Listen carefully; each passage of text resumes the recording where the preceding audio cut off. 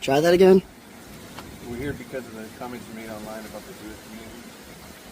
Are you So what? No, I'm saying, are you? I have a freedom of speech, dude. Yeah, no, we get that. We get that. We gotta make sure that you're not. Do you have a warrant? No, that's why we're here. Yeah, you see that sign? Yeah. So that says no soliciting. What you're doing is basically soliciting. You understand that, right? Yeah. It means you're not welcomed here. Okay. Okay. Bye. Okay. Stay off the lawn, please.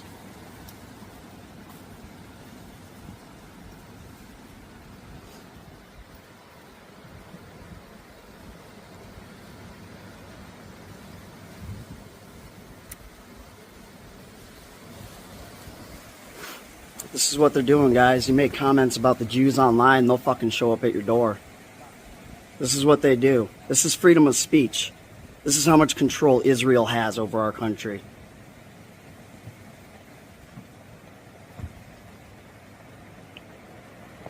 Look at this response. For exercising my freedom of speech online. Wow. What a fucking joke. It's the Homeless Left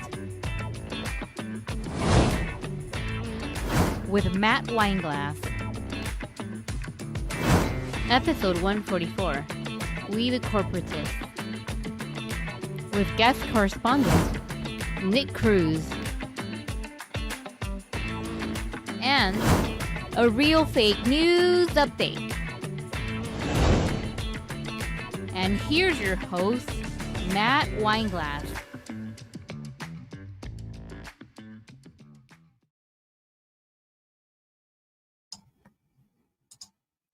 Here we go.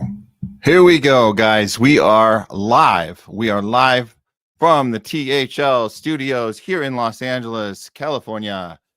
Coming to you guys on Election Day 2025.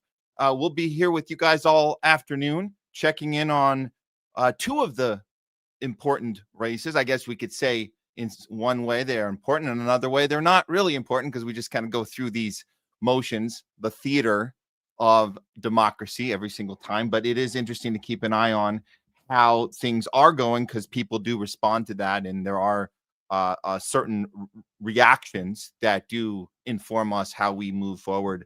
So even minimally speaking, we are interested in how things do turn out and how people respond to it. So being that we have the Prop 50 proposition going on here in California, the Newsom, we call it the Newsom Prop Scam 50. We'll look at that as it's unfolding here and get you guys a little more informed on what's happening in that regard, because it does affect us nationally. Like I say, affect us. There's a national, there's eyes on it nationally for sure. And of course, the mayor race in New York, which is also not just national news. This is international news. People are watching this one as well. So we'll be looking at that.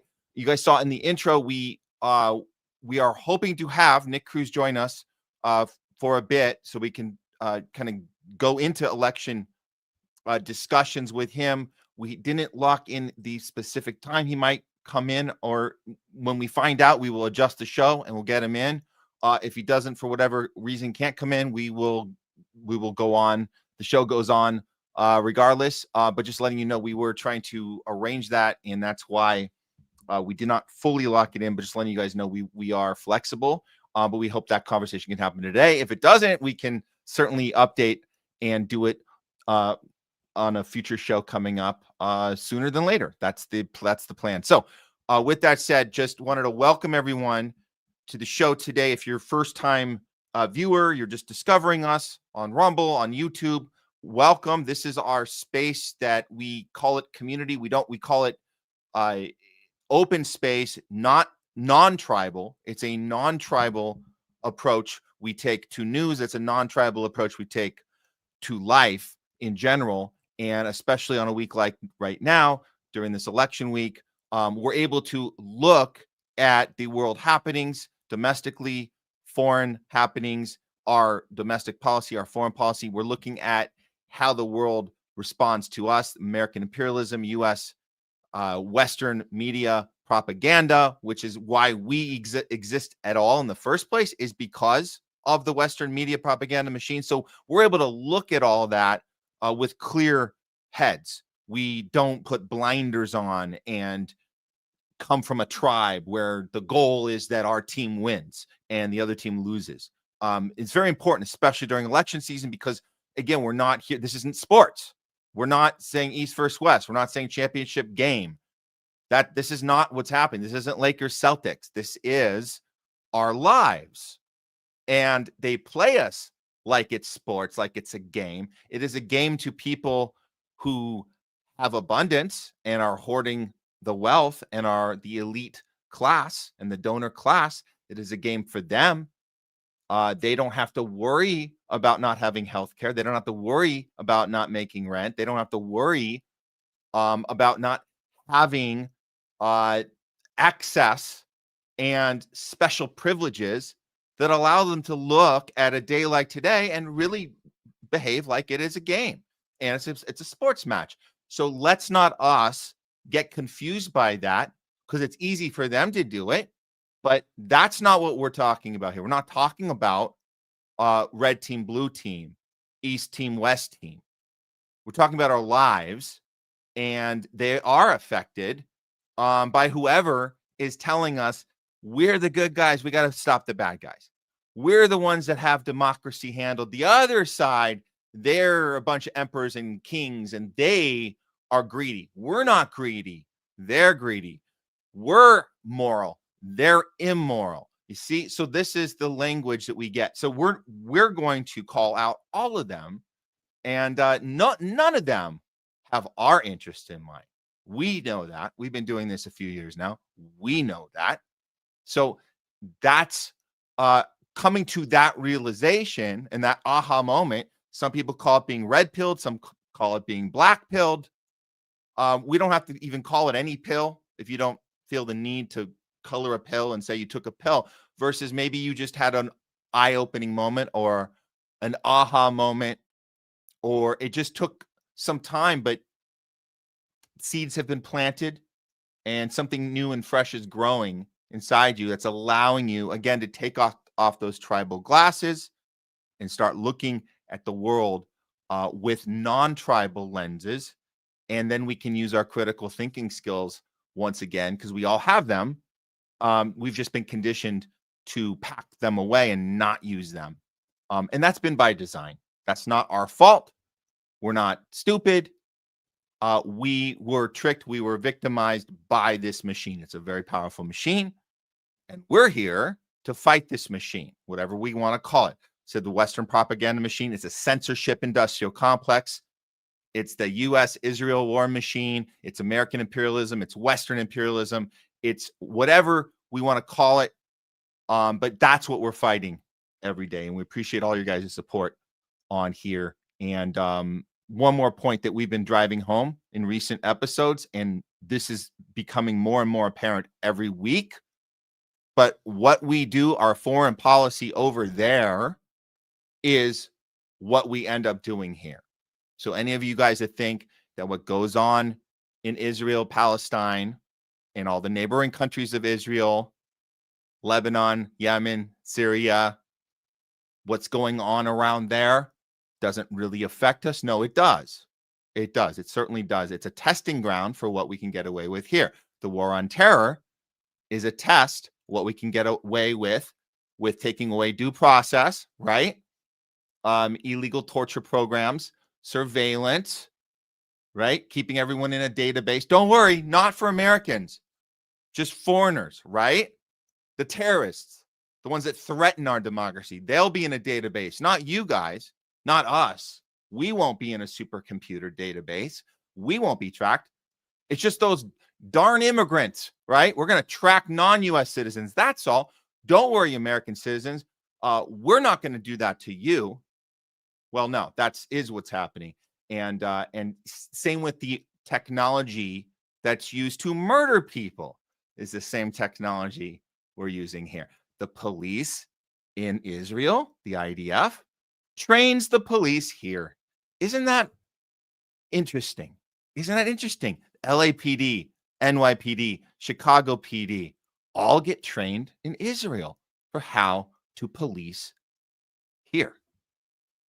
And it's very obvious when you look at it, right? The police techniques that we see, the idea that you will not police your own neighborhood, you will go to a foreign neighborhood and police that as the enemy.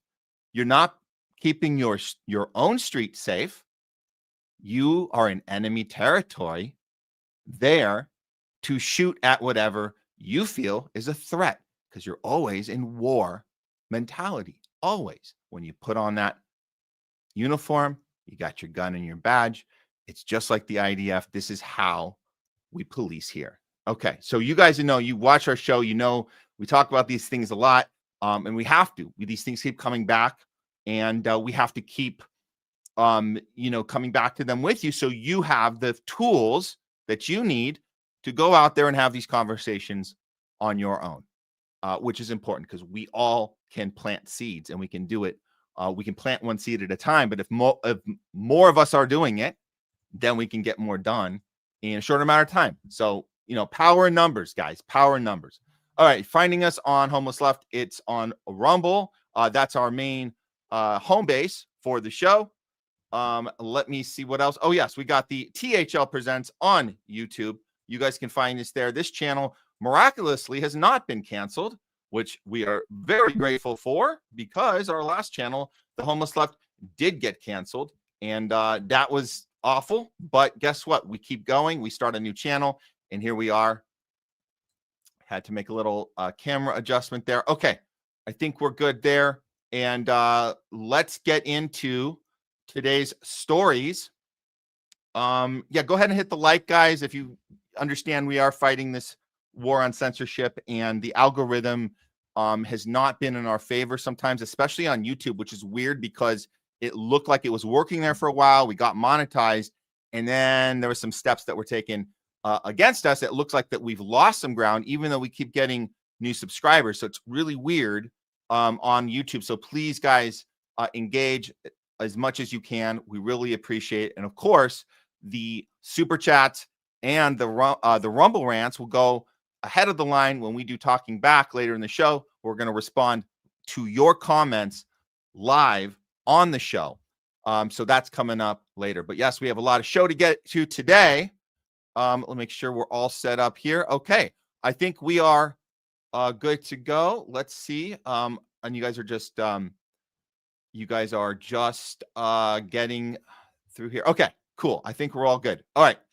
And I see some of the comments already. People know that we do have some breaking news. And it has to do with a guy we used to call Darth Vader.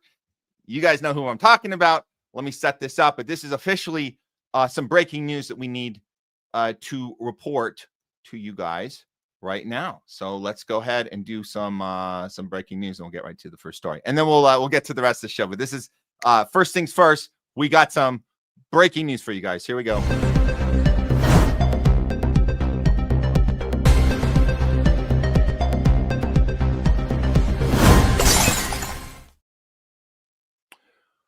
Breaking news coming in this morning. War criminal Dick Cheney is dead at 84 years old. Of course, we're going to see how those folks at the mainstream media report on it. But first, let's see. This is, we'll just go with this one for now. And this was this morning, November 4th. Iraq war architect. That's a nice way to put it. Dick Cheney dies at 84. So I suppose he was an architect, but we call him a war criminal, and we know why. We know what he did in his life. We know the illegal war in Iraq that destroyed that country. 1 million Iraqis dead because of us. Countless American soldiers dead, and PTSD and families ruined because of that war illegally. Weapons of mass destruction. We knew he was lying about it the whole time. It wasn't an accident. He never apologized for it. It wasn't an oopsie. It was a lie, and it was done on purpose to manufacture consent for killing 1 million people in Iraq. And later we come to find out doing the work for the Greater Israel Project, which is what it was the entire time. On top of that, you got an illegal torture program that was put into Guantanamo Bay. Due process was taken away from detainees that were held without any trial, any ability to come up with a defense, because they didn't even have to be told what they're being held for. And some of them were held for years and years and years. And the torturing continued into Obama's term, because this wasn't independently a Bush-Cheney situation. This was setting a new precedent for how we conduct our military actions and how we conduct our foreign policy. So it spilled right over into the next term. And Obama famously said, as you guys know, yep, we tortured some folks. Yep, we tortured some folks. And by we, he meant him, not Dick Cheney and Bush, because if the rule of law actually applied to people in power, what would have happened to Dick Cheney? He would have been held for crimes against humanity and be convicted as a war criminal. And that's something that Obama theoretically could have done as an attorney. Of course, that never happened. It was never going to happen. They didn't even try. They just moved on. And Obama also famously said, the way I do lawyering is we look forward. We tend not to look back. And that's how we're going to do it. That's how we're going to run my presidency, is looking forward, not back. Well, we're looking back right now, because that's what we do when people die, right? We see tributes. And let's start with CBS. Let's start with CBS, because they whipped this thing out pretty quickly. And if you didn't know any better, and if I didn't know any better, I would have thought, hey, this guy lived a good life and meant well. Let's see how CBS covers Dick Cheney's death. Here we go. With the news that the former Vice President Dick Cheney has died at the age of 84. In 2000, Dick Cheney was asked by George W. Bush to help pick his running mate. In the end, it was Cheney's name that rose to the top of the list. He really wanted me to come on board because he thought I could help govern, be part of his team, and that he wanted me involved in everything. Richard Bruce Cheney was born in 1941 in Lincoln, Nebraska, and grew up in Wyoming. He married his high school sweetheart, Lynn, with whom he had 2 daughters. In his late 20s, he moved to Washington, D.C., where he became President Gerald Ford's chief of staff at age 34. In 1978, he won his first of 6 terms in the U.S. House, representing Wyoming. I take this obligation freely. He became Secretary of Defense for President George H.W. Bush in 1989, overseeing the U.S. victory in the First Gulf War. In 1995, Cheney became CEO of Halliburton, the world's largest oil field services company. It made him a multimillionaire. In 2000, he left the company to join the Republican ticket. This election is about real choices, that we are talking about the future of our nation. The bitter presidential contest was decided in Bush and Cheney's favor by a 5-4 decision of the Supreme Court. Oh, by the way, I mean, this is a different segment, but you guys didn't know what happened in Florida in 2000, that Jeb Bush was governor of Florida. You had some other people from the Cheney clan that were engaged judicially speaking locally in those counties that were being questioned, and the 5-4 vote ultimately, again, I would say a coordinated effort to have Bush prevail in that outcome, because there was already a plan in place to do Project of American New Century. That was done in August of that year, just a couple months before that election. And in the Project of a New American Century, they planned to fast track a catastrophe that would happen on our soil. And the Twin Towers were on the cover of that brochure, that manual. And you guys have seen that. So that was something that Dick Cheney was part of, Wolfowitz was part of, Rumsfeld was part of, Jeb Bush was part of. They were all in that room together.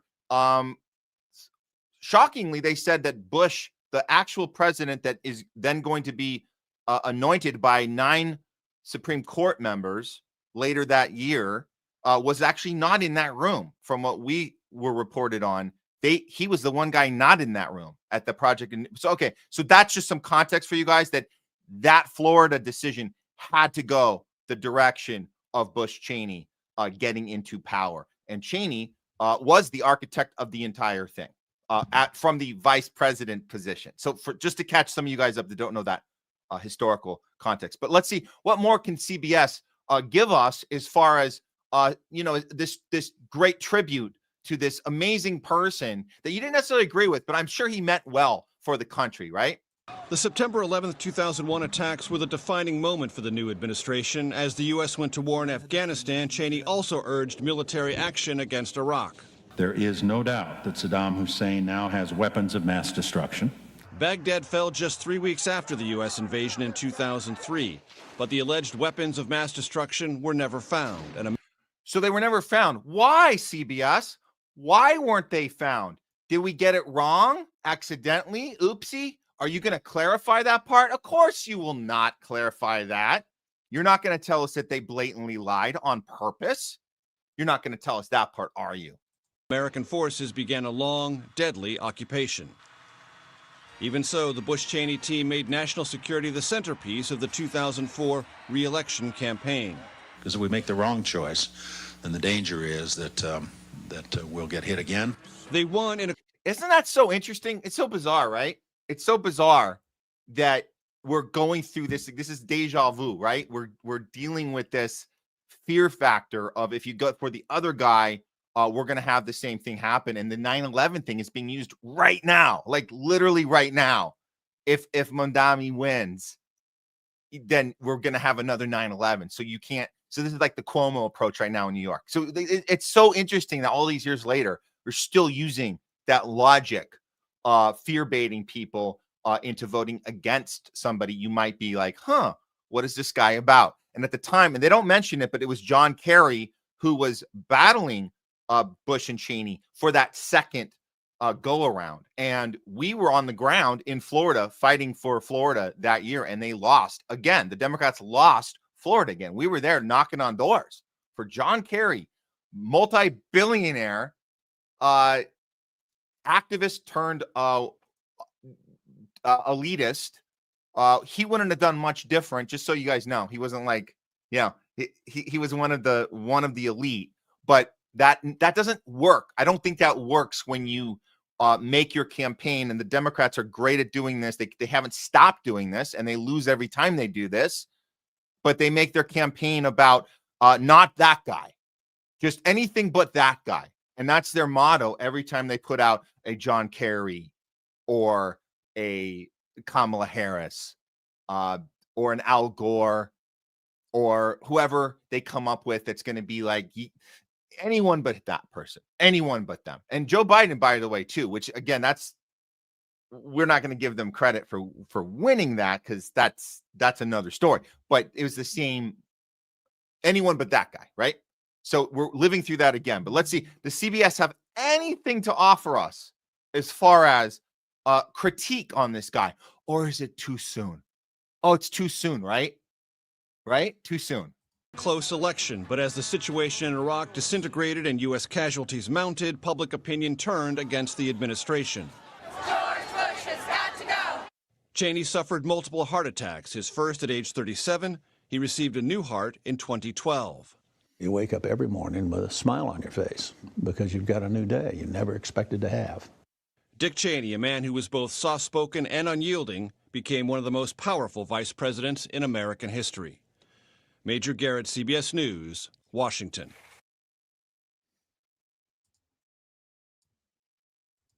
Yeah. So, yeah, you're not going to get a thoughtful commentary on this. And like, I'm not joking when I talk about too soon. That's another deflector they use all the time. And I'll give you an example of why it's bullshit. It's complete bullshit. Okay. Rumsfeld passed away, I believe, last year or the year before. And if we said anything about his criminal past, it was too soon. Let the family have their mourning, right? So what does that mean, too soon? Are we going to get to it later? No, we're never going to get to it. It's a deflector. And now is the time to call out this war criminal's psychopath record that this is not just a moment in time where we got stuff wrong. This was setting a precedent for how we run things from that point on. Okay. So that's why it now is the time to discuss this. So we're done with the CBS coverage. That's done with. And any of the, if you're probably seeing the same stuff on Fox right now, CNN, they're all aligned on this. Another reason why we know that all the mainstream is aligned on this is because recently Dick Cheney spoke out against Trump. So we knew he was against Trump, and the Democrats welcomed him right into the party with not a consideration that it wasn't an indication. Having Dick Cheney on board with Kamala was not an indication that Kamala was that great and the Democrats were that great because Dick Cheney had a wake-up call and changed his mind. No. What that informed us, when you see Dick Cheney aligning with the Democrats to stop Trump, it informs us that the Democrats have become the right-wing, warmongering psychopaths that we were against back in Bush and Cheney years. That Dick Cheney didn't change. The party changed to fit him. And that should have been a huge red flag for anybody that was Kamala. When you saw Dick Cheney endorsing a candidate who could push the same psycho war policies that Biden did, that Trump did before that Obama did for 8 years, and so on and so on. So that's what that was. And so this is why you're going to get in unison, you're going to get all of them giving kind of a tip of the hat moment of silence for this deranged Darth Vader lunatic warmongering psychopath. That's what you're going to get. So let's us understand more about what this really was about. This is a moment on Meet the Press where Cheney, where we'll say he defined who he was. This is him outright lying to the NBC audience on Sunday morning, Meet the Press. This is what a psychopath looks like one-on-one. Now is trying through his illicit procurement network to acquire the equipment he needs to be able to enrich uranium. Aluminum tubes. Specifically aluminum tubes. There's a story in the New York Times this morning.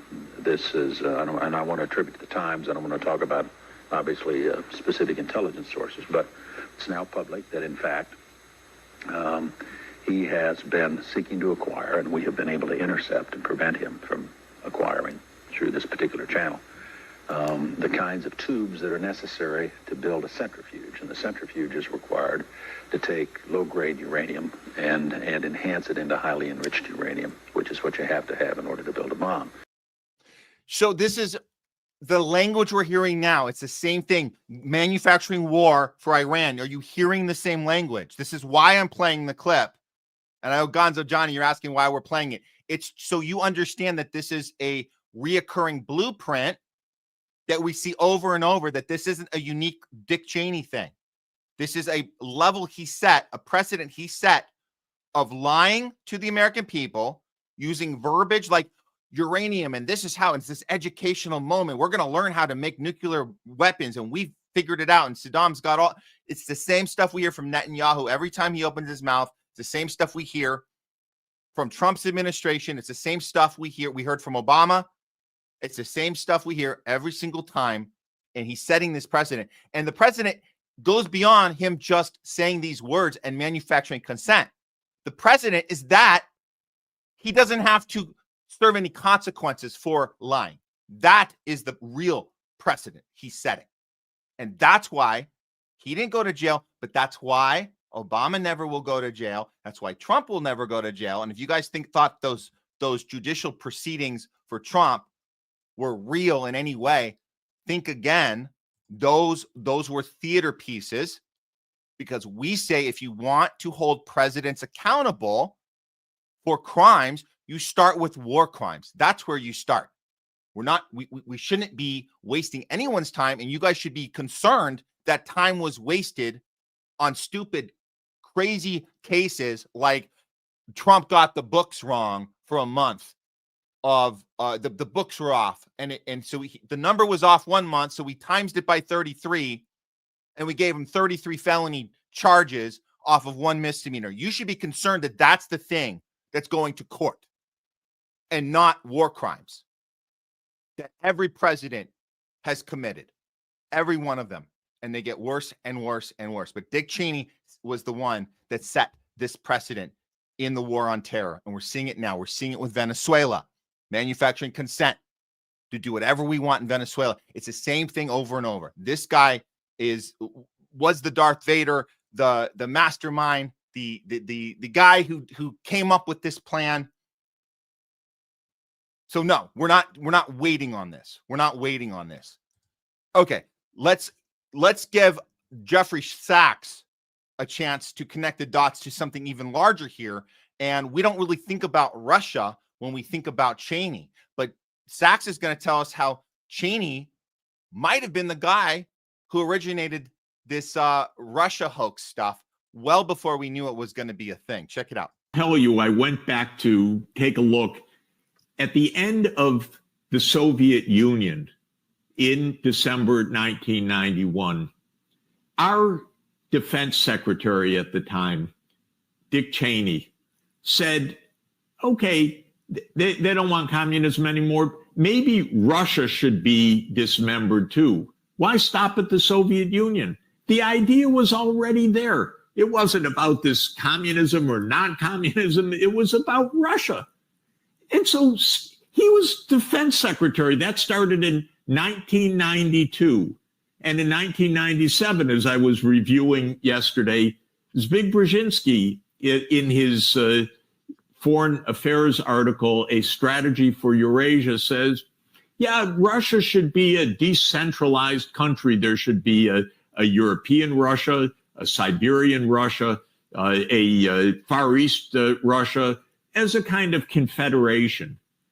What are we doing planning the dismemberment or the dissolution or the turn to a confederation of Russia? This is just blatant American arrogance, but extraordinarily dangerous.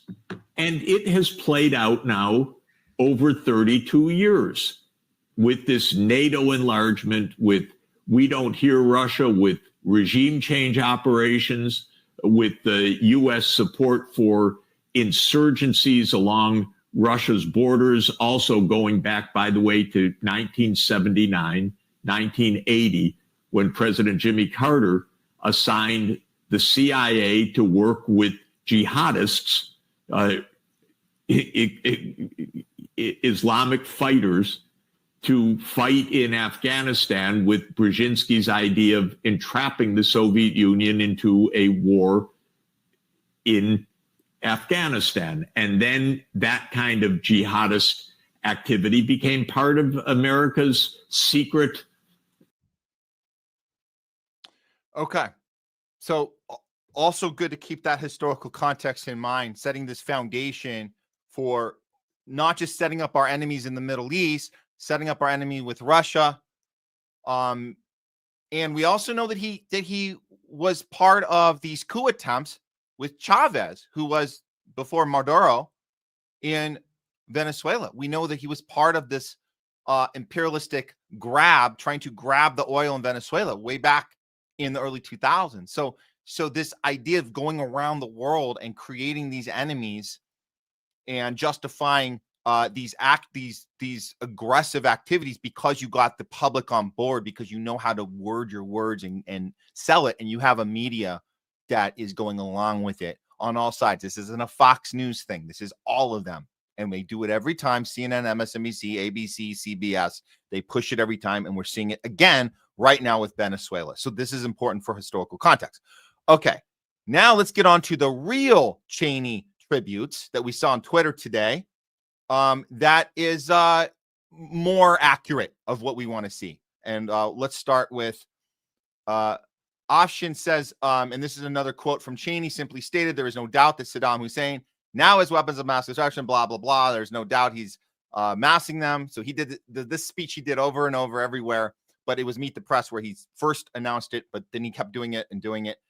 There's no doubt he's massing them to use them against our friends, against our allies, and against us.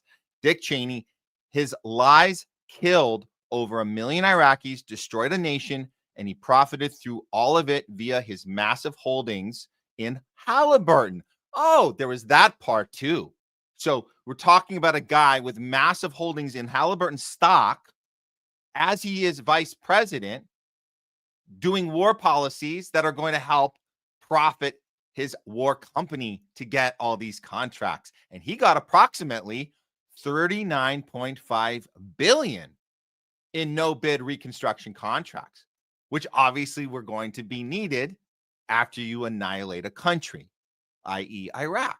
So that's also a war crime to do something like that and have that, conflict of interest, to say the least. So to remind people about that as well. George Galloway, friend of the show now, I hope, because we've been on with George. We've been on, with Garland on George Galloway's show. George says, may the war criminal Cheney burn in hell for eternity, tortured by the million souls he tormented and murdered in Iraq. Lord, hear our prayers.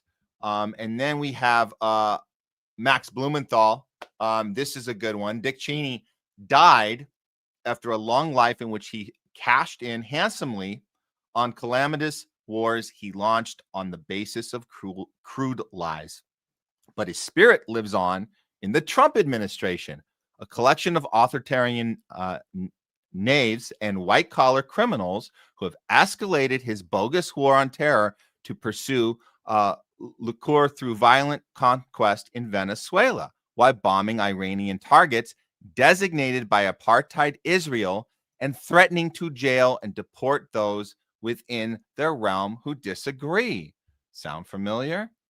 The Democrats, meanwhile, have attempted to salvage the image of the Cheney family, making Liz Cheney the star surrogate of Kamala's historically inept 2024 campaign, hailing her as an icon of American democracy and even praising her father for his service.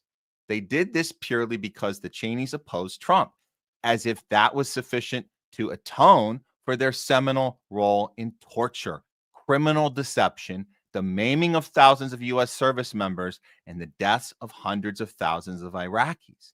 Dick Cheney may be physically dead, but the most odious characteristics of his leadership and legacy have been distilled into the essence of the U.S. regime. Here's Caitlin Johnstone. Dick Cheney died far too old and far too free.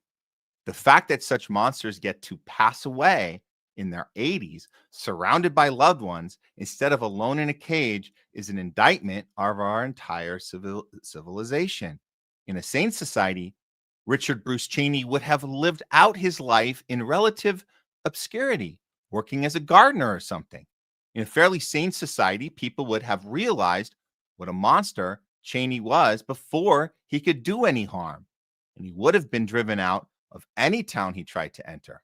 In a slightly sane society, he would have been punished for the rape of Iraq and lived out the rest of his life in a cell in The Hague. And Caitlin goes on from there. You guys should go check her out. She writes wonderful posts about these people, and she knows, and Max knows, and we all know here that it's never too soon to call this out. In fact, this is the time to do it. This is the time.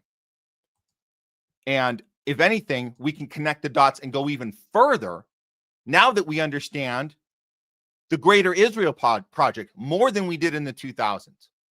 And now we understand that if anyone should be celebrating Dick Cheney's life right now, it should be Israel. And I'm shocked that we haven't seen a mural in Tel Aviv go up, since they can do those very quickly. We saw the Charlie Kirk one go up in less than 24 hours. And I'm wondering why there's no mural yet. Unless somebody found it, send it to us. I haven't seen it yet. I'd love to see when that mural is going up in Tel Aviv, because if anybody was a great friend of Israel, sounds like it was Dick Cheney. War criminal Dick Cheney. Dead at 84. And good riddance. Okay. Okay, guys. Moving on. Let's see where we are with a time. We'll see if we can. Okay, no time confirmed yet with Nick, but we have more show. We got to get to some real fake news. Thanks for tuning in, guys. Appreciate all you. We're ready for the next segment. Here we go. We got to cover the Michigan story. Yeah, real fake news. Let's go ahead, set this one up. Here we go. Boom. Let's do it.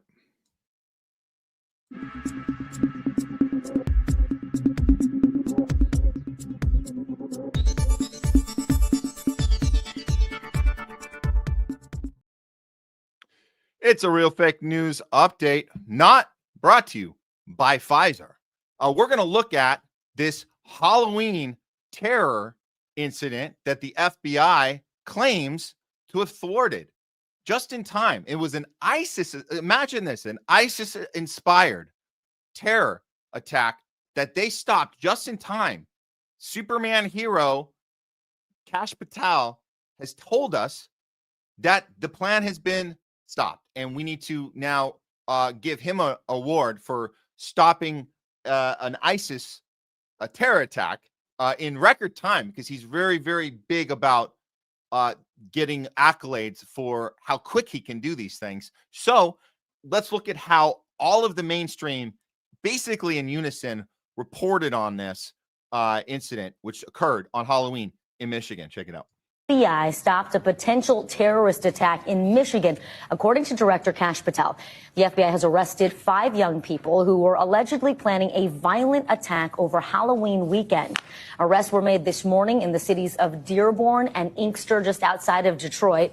Officials say the group has a connection to ISIS extremism, and law enforcement officials are telling NBC News the suspects had access to guns. So there's the long and the short of it. We actually found a video somebody actually filmed of the raid itself, uploaded from, I believe, I don't know if it was originally on X, but we found it on X. Here we go.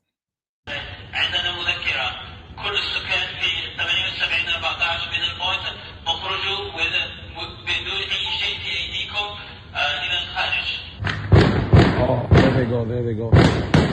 Long set up.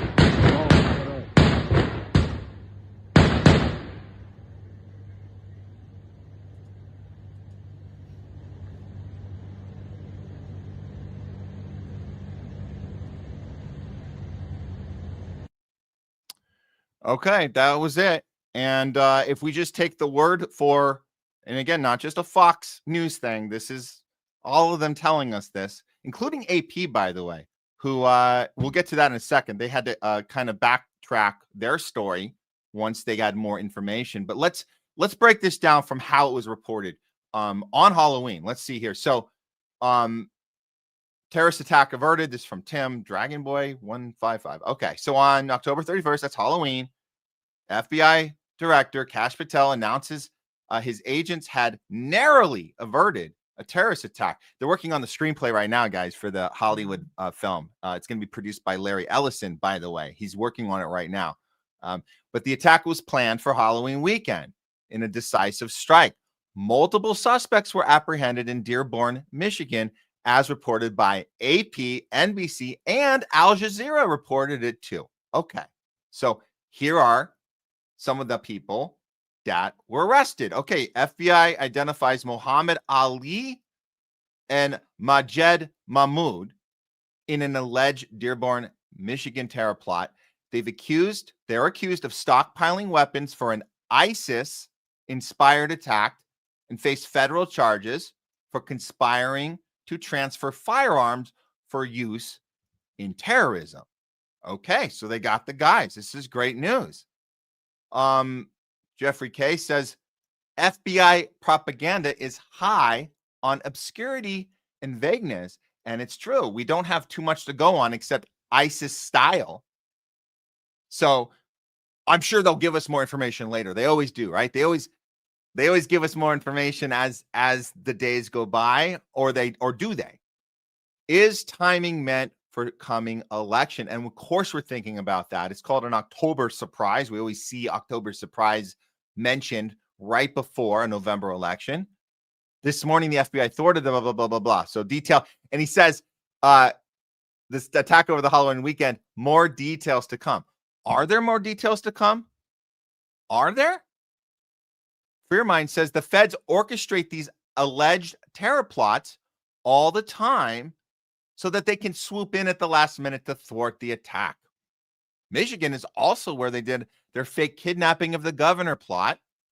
Nobody should believe a word the FBI says. And we see that time and time again. The FBI can't be trusted. It couldn't be trusted before Kash Patel. It certainly can't be trusted during Kash Patel. And I don't have any hope that after Kash Patel, it'll ever be something that we can ever trust, ever. Then AP has to report this, and this part's important. Michigan lawyer says a Halloween terror plot that FBI Director Kash Patel described never existed. And this is after the lawyer directly got to the evidence that was in front of them and figured out that there was absolutely nothing there immediately. You don't have anything. You don't have anything. Now, of course, we're not in the room. We don't know exactly what these details are, but we understand that this isn't very common to say it never existed right away. It's not very common. So that's a red flag. So let's take this. Let's understand. Okay, so if the FBI is falsifying this, why are they doing it? That would be the next question, right? Well, let's see how the fear factor works right before an election. Let's see how Fox takes the story and makes it something much, much, much bigger, which might have been the reason it was put together in the first place. Here we go.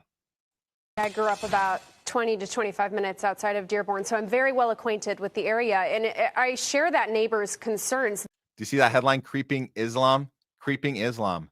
Ooh, Islam is creeping, guys. It's creeping into our backyards. It's creeping into our work life, our home life, our everyday life. Turn your head, and there's Islam. It's right behind you. Ooh, it's got a dark cloak on and a pitchfork, and it's ready to stab you.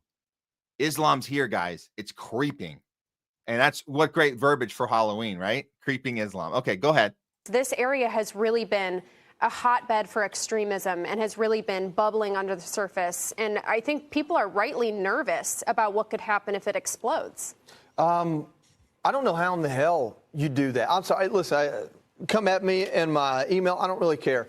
When I hear that prayer over that loudspeaker, I go to a very specific place, and it includes people that want to kill our country, that want to kill us, that want to use children for weapons, that want to indoctrinate people, and it's just Islamism as terrorism is a thing.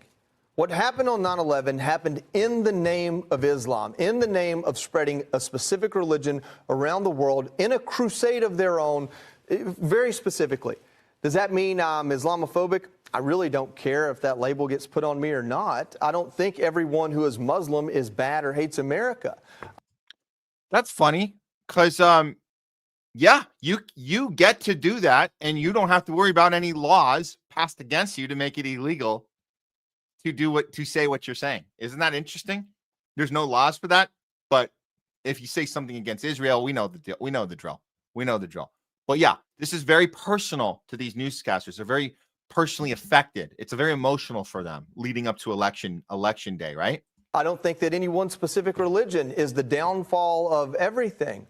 But I am absolutely going to look at this and say, how in the world did that happen?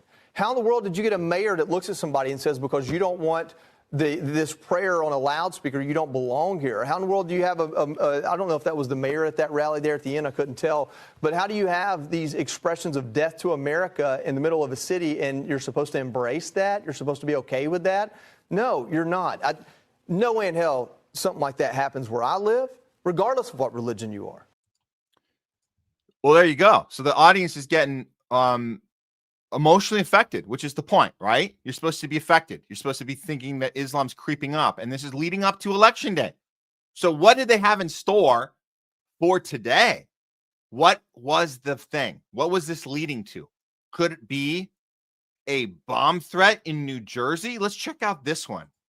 Meredith is live in Montclair with the latest for us. Mark. Ainsley, Brian, and Lawrence, good morning once again, friends. Some brand new information coming into our newsroom that we've learned that these threats were communicated electronically via email to at least 7 different counties across the Garden State. These threats certainly being taken seriously, and out of abundance of caution, some of the polling places were temporarily either closed or suspended as they moved voters to different locations. And then as they were doing those searches, then either able to reopen some of the facilities. We got a statement from the Attorney General of New Jersey. I want to put it up on the screen for you. It says, law enforcement officers have responded at each affected polling place. Some of these polling locations have already reopened to the public. The polls in New Jersey opened at 6 a.m. sharp. We have not seen any added security in the last hour or so, but it is certainly possible that we could see more because at this polling facility right here behind me, we are going to be seeing the Democratic nominee for governor, Mikey Sherrill. She'll be out here with her family to cast her. There you go, guys. Patriotic duty. You guys can tough it out. You might be scared to death of these brown-skinned Muslim terrorist Islamic anti-Christian, anti-American people that are out to get you, and they want Mamdani to win, and they don't want you to show up to the polls, but you're going to do it anyway because we got your back here at Fox, and we're going to make sure you get there safe and back, and God's on our side. So this is the kind of language going into a day like today that might affect the outcome of the polls. We're going to look at the polls on our next segment. But for now, this is what we need to do is understand that it's always timing. It's always. If I were to guess FBI success, productive behavior by the FBI, if you break it into a graph, from everything we've seen, I'm thinking I'm in kind of the 95.5%. I'm saying 95% of the stuff they do is not just ineffective in the sense it's not doing the thing they're telling us. It's doing the opposite. It's causing harm. It's setting up these scenarios so then they can become the heroes going in there and stopping the bad guys that they created, that they fabricated. In some cases, they fund and enable and prop up only to then backstab them and have them arrested, and then they get to be the hero. This is the thing we see all the time. Maybe 5% of the stuff the FBI does is effective FBIing. That's where I'm on the fence. I don't know where you guys are at, but I'm at 95.5. That's where I'm at right now. And we've seen with Kash Patel, particularly with Kash Patel, we've seen the Epstein files, strike 1. Charlie Kirk, strike 2. And those are big ones. Adding in all these little distractions, how many strikes do you get? But get used to someone's behavior. They tell you what kind of person they are. They shut stuff down. They call you names if you have any questions. They say more stuff's coming later, and eventually they say, we're done. We finished it. We're nothing to see here. Closed doors at the courthouse. No press allowed. If you challenge what we're doing, we're going to pass a law to make it illegal to challenge it. We're going to come after you personally. We're going to have the court issue a gag order on you. So this is the type of stuff they do. Oh, by the way, those files, the Epstein files, they never existed. So stop being a Democrat and stop asking questions about Epstein, who actually killed himself, and there is no files, and that's that. Okay? So Halloween terror plot. Was it foiled or was it a false flag operation? We're looking at that as a false flag operation. Okay, that's a real fake news update. Not brought to you by Pfizer. Okay. It's election day. Today's election day. So we need to look at, I guess the biggest one on the docket today is in New York. So let's look at what's been going on in the New York mayor race and what the results are going to be today. Let me check if I got anything solid from Nick. He has not confirmed the time he's coming in or if he's bailing. Okay. We still don't know. We'll bring him in when we bring him in if it happens, but we're going to do this story. We're just going to do the story. Here we go. Okay. This is the question we're going to ask. Unless something insane happens between now and 8 o'clock Eastern time, or by tomorrow, if something insane happens, it looks like Mamdani is going to win and will be the next mayor of New York. So the question we're asking here on the Homeless Left, why are they allowing Mamdani to win? What is the reason? And we say allow because they will never let anybody win an election that's actually going to shut down the system, that actually is going to reinvent what the relationship with the voter versus the donor is and how they function in their office, and the money in politics, money out of politics, influenced by Israel, controlled by Israel, standing up to those agencies. Now, he ran a great campaign, an excellent campaign. Let's remind people what really put him over the top. And I have to say, this was the one of the debates. I don't know how many they ended up having, but none of those debates really mattered except this one. And this moment was the only one that mattered. And someone stitched this one together. But this is the famous, now infamous question at the New York mayor debate, where they were all asked where's the first place they would visit once they become mayor. And this was, I would say, the definitive moment for Mamdani. Watch this clip show of the answers to this seemingly obvious question. By a mayor of New York, where would you go first? First visit, I would visit the Holy Land. Given the hostility and the anti-Semitism, go to Israel. Yeah, I'd make my 4th trip to Israel. My goal would be to take my first trip to Israel. Mr. Mamdani. I would stay in New York City. My plans are to address New Yorkers across the 5 boroughs and focus on that. Mr. Mamdani, can I just jump in? Would you visit Israel as mayor? I will be doing, as the mayor, I'll be standing up for Jewish New York. And you guys, that was funny that she had to jump in because it was a lightning round. So to be clear, lightning round, quick answer. Where would you visit? Israel, Holy Land, blah, blah, blah, blah, blah. It got to him. No, I'd stay here with New York. Can I jump in and challenge you on the lightning round? In other words, can I break the rule to kind of bully you in this question? Which is really dumb that she did that because he was going to be ready with this. And I'll be meeting them wherever they are across the 5 boroughs. Yes or no, do you believe in a Jewish state of Israel? I believe Israel has the right to exist. Not as a Jewish state? As a state with equal rights. It was no, he won't visit Israel. I still answer questions very directly, All right, and I want to be very clear. I believe every state should be a state of equal. Mommy, Mamdani said he's not going to visit Israel. He said it. No tixie backsies. It's pretty childish and juvenile. They all can stand up there and pretend that this is normal. So the voters, they understood that wasn't normal, and that pretty much elevated him. Now look, the debate we're having on this in this Homeless Left arena, and we know there's some harsher critics than others. We're pretty harsh too. I got to say, there's so many signs of an Obama kind of fine-tuned character here, fine-tuned theatrical piece that reminds me so much of an Obama campaign season versus an Obama presidency, right? Which are two completely different things.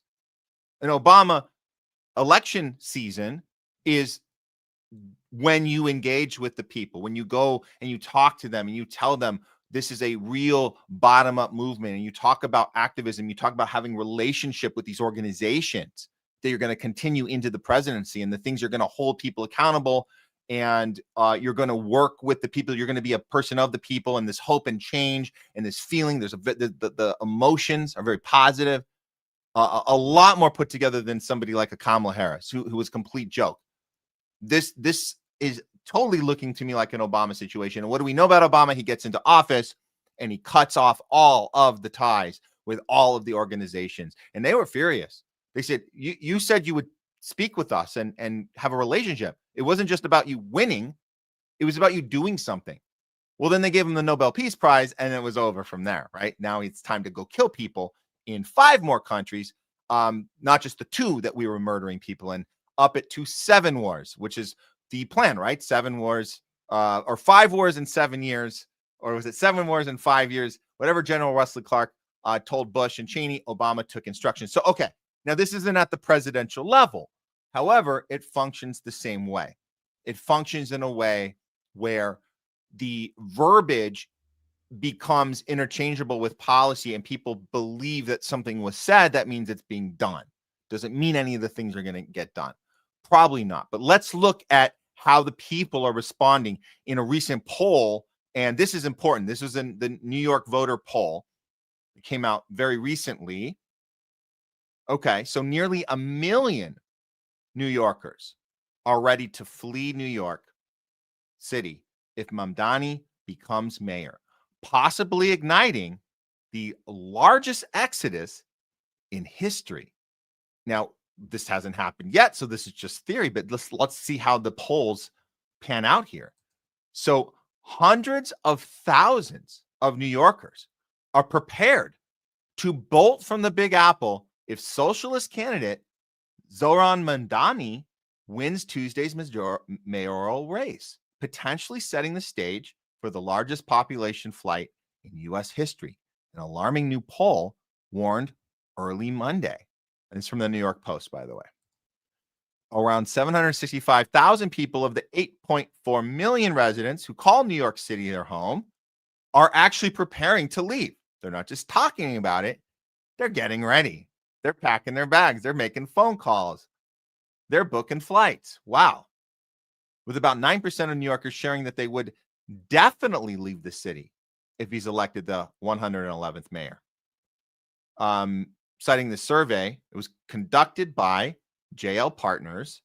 If those residents were to leave, it would be equal to the population of Washington, D.C., Las Vegas, or Seattle fleeing the city. That's how large this city is compared to, well, D.C., is whatever we call that,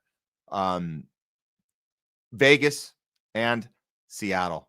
Pretty large populations in there. Okay, so the percentage of New Yorkers is equal to an entire city of Vegas and Seattle and DC. That's pretty incredible. Another 25% of New Yorkers, about 2.12 million, said they would consider packing up and leaving. So the poll results highlighted widespread unease about the 34-year-old assemblyman taking over City Hall, warning that a mass departure could have severe economic consequences nationwide. When asked to sum up what Mamdani's New York would look like, respondents called it a disaster, hell, and, cover your ears, kid, a shithole, he added. Wow. Okay. Well, how worried are they? Well, the latest poll we saw, and we don't have results yet. Actually, let's look at the live results because we do have this queued up, but it might be too early to get any numbers right now. But we'll just go to this. Here we go. This is the mayor's race right now, and the polls are actually open till 9 o'clock Eastern. Wow, they go all the way to 9. That's 6 o'clock Pacific. If you guys do the math, here are our three candidates. 0% has been reported as of yet, so we got no results. So we'll keep an eye on this before the show is done later this afternoon, and we'll see what the reports are looking like. But Zoran, from what we saw yesterday, it was looking like he was about at 50% of the vote, and the other two, Cuomo and Curtis, would have to, and Silwa would have to fight for the other half of that, which as you guys know how math works, you're not gonna be able to catch that with a three-man race here. So that's what we were looking at yesterday, but we'll keep an eye on this one. There was another indication that it's not just New Yorkers that are looking to flee, but there's people talking about never wanting to come there again. That's also very interesting. So this was retweeted out by a friend of the show, Fiorella Isabel. Let's look at this. So below that, global updates say breaking. Israelis say they will never visit New York City if Mamdani wins and becomes mayor. Now, Fee goes on to respond to this and says, And she's one of those extreme, like I'm kind of aligned with her on this, that Mamdani is a Zionist light, that he's allowed to say certain things. He's allowed to, coddle to the pro-Palestinian protesters. But what is he actually doing? Is he getting in bed with the donor class, the Zionist class, after all? So she calls him a Zionist light moron. But, and this is the but here, if he makes Israelis stop going to the U.S., I consider that a win. And, that's the best propaganda he could use. So in a sense, and I see where she's going with this, in a sense, what she's saying is that even if all of this is for nothing and it's just another Obama manifestation, there is something to say about how people are responding to it. Even if it's fake in action, it's real in feeling. And if that feeling can inspire and inform less Zionists to be in the U.S., that's great. Why is that great, Matt? What does it matter if Zionists, Israelis, whoever come here or don't come here? How does it affect us? Well, to be very clear how it affects us, all you got to do is watch any clip of Zionists in the streets of New York with this. We just saw this. This is in the last couple days. Watch how Zionists behave when they see Jewish people supporting Palestine. Watch how they behave, and watch how the Palestinian protesters go to the rescue of the Jewish people being attacked by Zionists. Yeah, I said, you heard that right. Check this out. This is in New York City right now.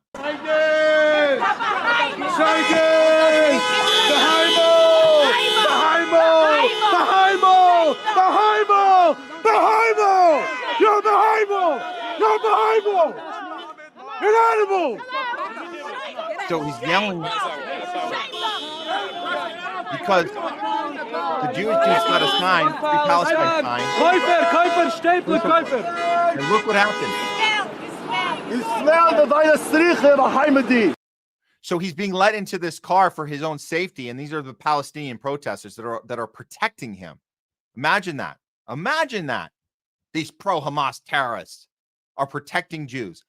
Wow. I wonder how much they're getting paid to do that by Hamas. Get out of here.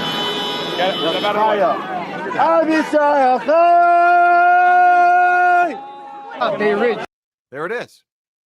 So, as Fee says, if less of that is a result of Mamdani winning, then good. Then good. I hope he wins. I really do. I really hope he wins. But don't hold your breath, guys. It's not necessarily going to change too much, except maybe how people feel.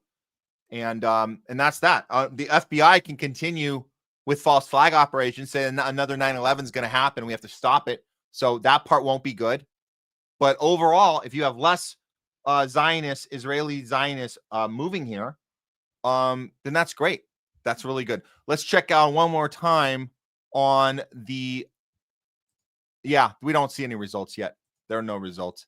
We'll keep an eye on it. This is what we got. 0-0-0. It's a close one, folks. It's looking like a soccer game right now. It's coming down to the wire, guys. 0-0. Anyone's game. Anyone's game. I don't mean to make fun of soccer fans. My bad. Those guys they're strong athletes, really. The ones that don't die suddenly. They are absolutely top fit athletes. So I didn't mean to make fun of you guys, but kind of. Yeah, it's 0-0. It's a close one, guys. 0-0. All right, we'll keep an eye on that. All right, moving on. Since we're in the election day and election coverage, I think I don't have all right, we'll just let the Nick Cruz discussion, we'll let that shelf for a second, and if we hear from him, great, we'll work him in. Otherwise, we're moving on, guys. We're doing it. You guys, we're doing it. We're doing it. Okay. Let's cross over to the other side of the country. We're going to start with we're going to start with this. Hold on. Where did that? Okay. I'm going to just give me 1 second, guys. Just going to set this up because we're going to cover the California results right now, and we're going to give you guys a little background because we haven't really done it. We should be doing it. We're right here in LA. Let's do NBC again. That's too bad. Okay, that's fine. Decision 2025, California, Proposition 50. You guys have heard about it. You might not know too much about it. If you live here, you probably still don't know too much about it, although you've been told how to vote, right? You've been told by your tribe the correct thing you need to do, right? Democrats rallying together, vote yes, stop Trump and his fascism, vote yes. And then you have the Republicans saying, stop this Newsom takeover of power. So both sides accusing the other side of power grabbing, right? And as we say here in the homeless left, outside of the tribes, they're both power grabbing. That's the point. They both do it. So what do we do if we're stuck here? If we're living in California, what do we do with that information? If we know that both Newsom and Trump are power grabbers and fuel money, upward transfers of wealth, and we lose funding, we lose money that was supposed to go somewhere and it goes somewhere else, and they benefit personally and their donor friends benefit personally every single time, however that looks. And if you can change the rules of an election, you will do it. And then you'll blame the other team for being the ones that are trying to do the corruption, but you're the good guy. Okay. So now we know both sides are corrupt. What do we do about it? Well, let's walk this through right now. I'm just trying to find the results right now. Again, this is early. It's like just early afternoon here in Los Angeles. But yeah, they're not going to report anything just yet, but this is the best we got. This is the best we got right now. Okay. So there is the state of California and all of the counties that are voting on this. A ton of county. They got it broken down into counties, but here's the top at the polls. Polls are closing at 11 p.m. Eastern. That's 8 o'clock here on the West Coast. And we have 0-0 on yeses and nos. And 0% votes are in. Okay. We'll hold off on that. We'll come back to that before we end the show today. No worries. In the meantime, let's look at Prop 50 and how these tribes have built up their case, the yeses versus the nos. Let's start with Newsom making his case. And if you're a Newsom fan, if you're here in California and you're a Newsom fan, you love these moments. These are moments that make you go like you're in the wrestling ring. This is WWE, right? This is the guy you cheer for. Trump's the guy you boo, okay? So let them have it, Newsom. Tell them why we got to get Trump with Prop 50. Op-ed, have a candlelight visual, maybe do a rally. They poked the bear, and the bear is poking back, and we're going to get out there and win and send a powerful message, not only to the people of the state of California, but to people all over the United States of America by going out in record numbers. Yes, on 50. Thank you guys very much. They poked the bear, and now we're going to poke back. Well, what does that mean? Why are we cheering that? What is that? I mean, what are you saying? We poke you poked the bear. Well, what's the poke? So the bear got poked. So we're the bear, right? The California bear. It's a nice little symbolism there. Newsom with the California bear. That's our mascot, I guess, for the state. So you poke the bear, we poke back. Well, what is this poking? What are we talking about? Okay, well, hold that thought. We're going to get back to the poking bear in a moment. But like clockwork, you understand that being here in LA, in California, you have A-list celebrities that sign on to this, and they go out to their millions of fans if you add them up, I mean, we're not going to get out a calculator on this, but you guys can understand that if you add up these celebrities that are pushing California voters right now to show up and vote yes, don't really read it. Just know that by voting yes, you're stopping this bear poke. We got poked and we're going to poke back. Okay. Again, we'll break that down soon, but here's just an example. This is Billie Eilish. Now, this is somebody, I pulled this one out because we know that she's been actively pro-Palestine. So she's had a history of being, you know, a real activist. But in this case, this is just top-down instructions to her fans. And I am asking for your help. If you live in California, like me, please vote yes on Prop 50 on or before November 4th. It is so unbelievably important. And if you need any help voting, you can go to vote.ca.gov. It's so important. Vote yes on Prop 50. Thank you. Now, is Billie Eilish going to tell us anything specific about it? Of course she won't.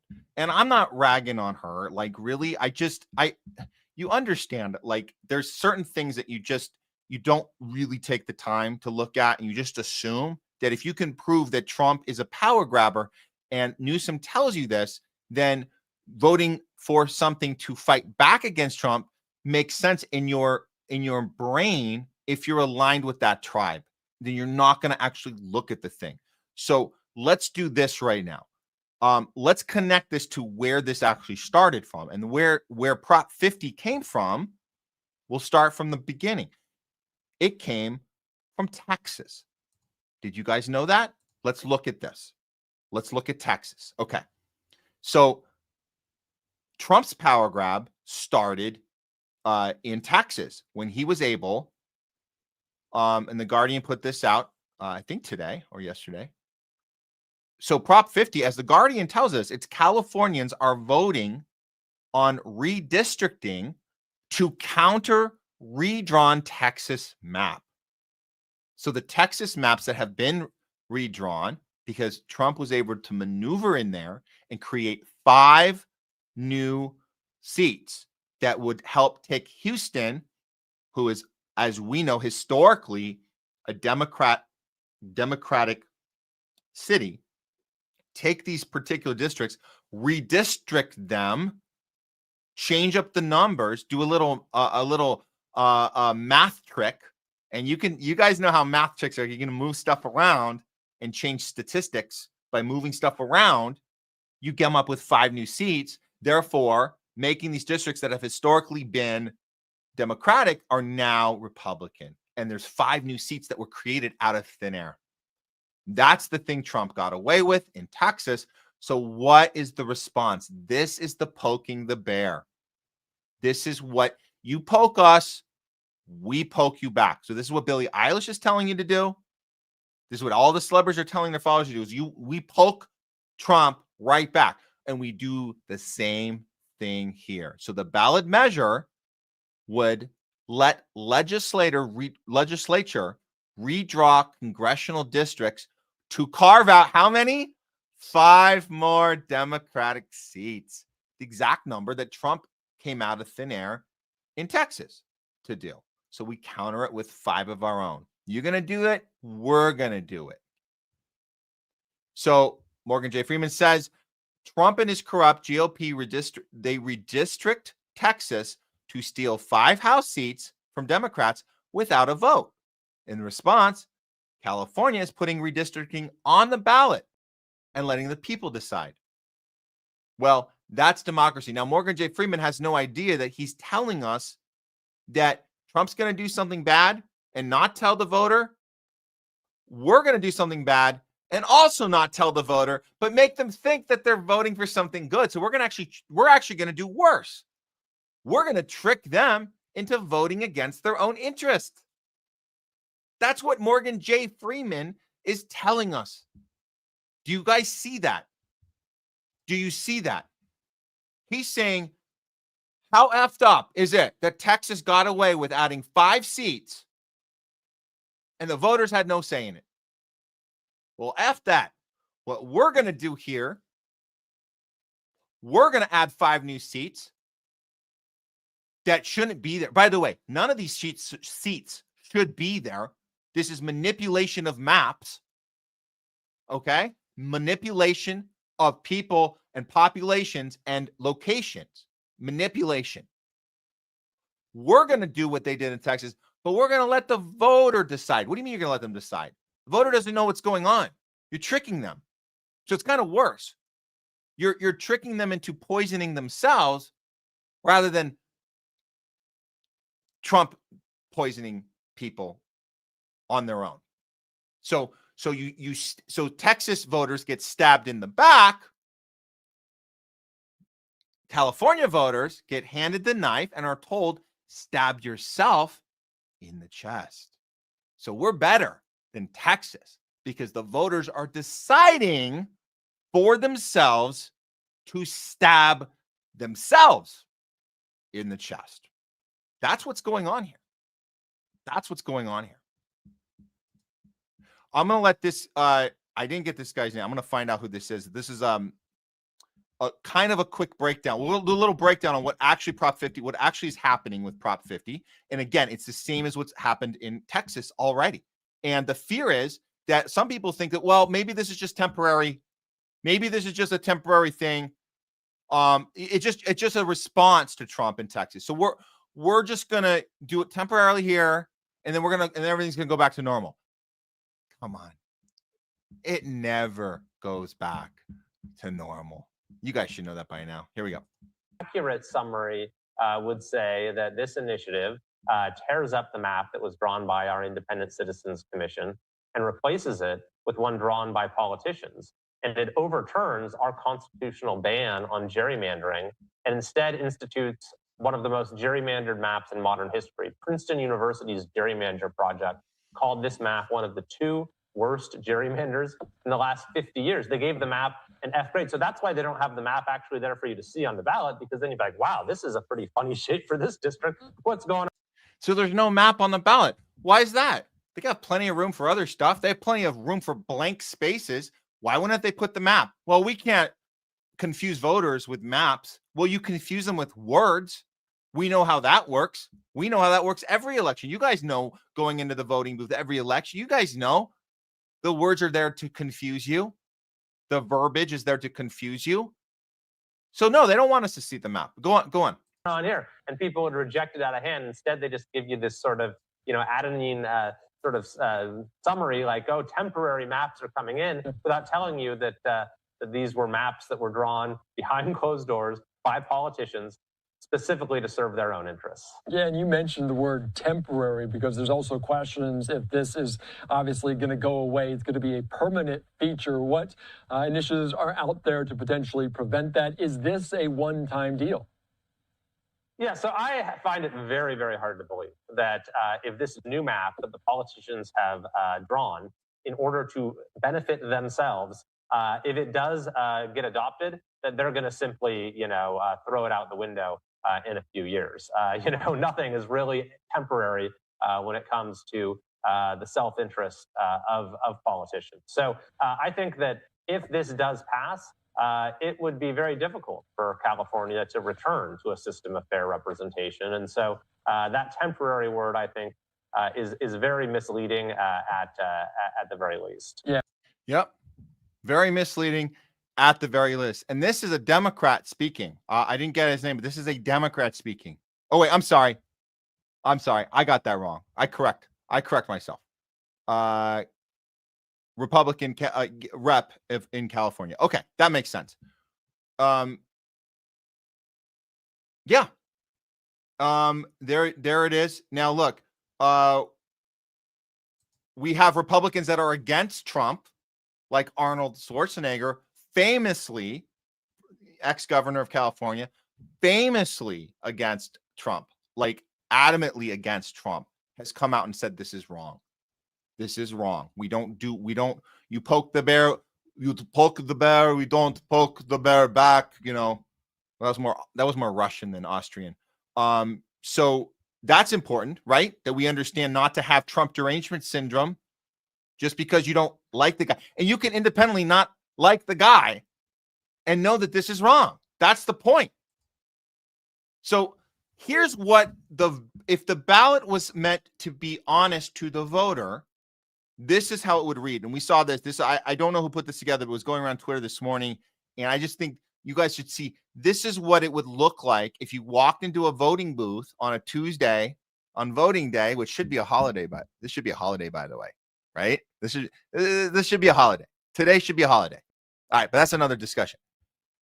This is what your ballot would look like if they honestly wanted us to know what we were voting for, how we were going to be stabbing ourselves in our own chest.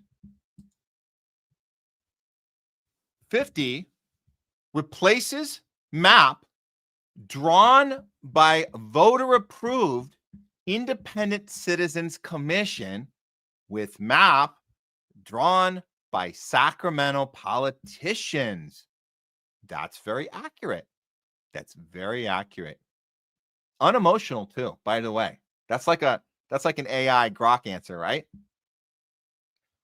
Overturns constitutional ban on gerrymandering and adopts most gerrymandered congressional map in modern U.S. history. Well, also I would say tied with Texas, because it literally is trying to tie and, even it out, right? Eye for an eye. That's what we're doing here. Eye for an eye. There's your yes bubble, and there's your no bubble. And we at the Homeless Left, we don't want to tell you how to vote. You got to decide for yourself. And by the way, there's something very noble in staying home.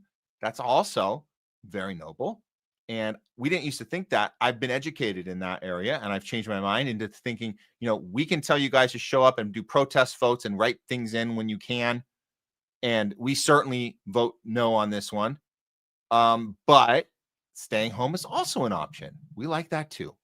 We like that one too. That's a good one. That's a good one. Okay, so we learn more as we go. That's the California happenings right now. Here is, let's get to that map. Let's just see if anything is coming in yet. Why would it come in? If they're not coming in New York, why would they come in here? Okay, let's just see where we are. Okay, yeah, we're still looking at zero. We're still looking at zero.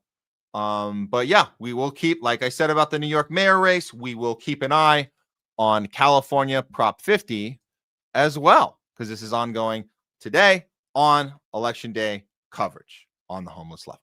Okay, let's do this right now. We have some more show coming up with you guys. Bunch of more show. So let's do this. We're gonna take a 3-minute. You could probably do less than that. We'll do two to three. Let's do a 2 to 3. Grab yourself a coffee, go to the bathroom, return a text or two, and we will see you guys back here very soon. Okay. Let me grab this. Okay. We'll see you back here in about 2.5 minutes, guys. Don't go anywhere.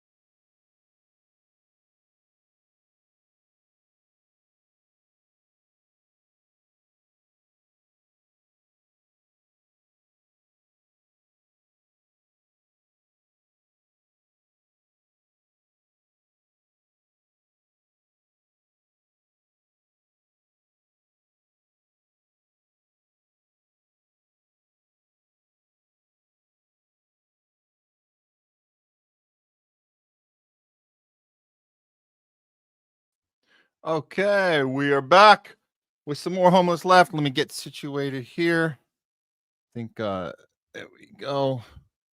There we go. If you guys are just joining us, welcome to the Homeless Left. We always keep our live feeds up. Not everybody does. We do. We keep our lives up, every one of them. This is like our 144th episode. They're all up on our Rumble channel, every one of them. So you guys can go watch the raw replays. I don't recommend you do that, but if you just knowing that they're there, you know, we stand behind all of our work. Even though, as you guys probably can guess and probably know if you've been watching our show, stories evolve.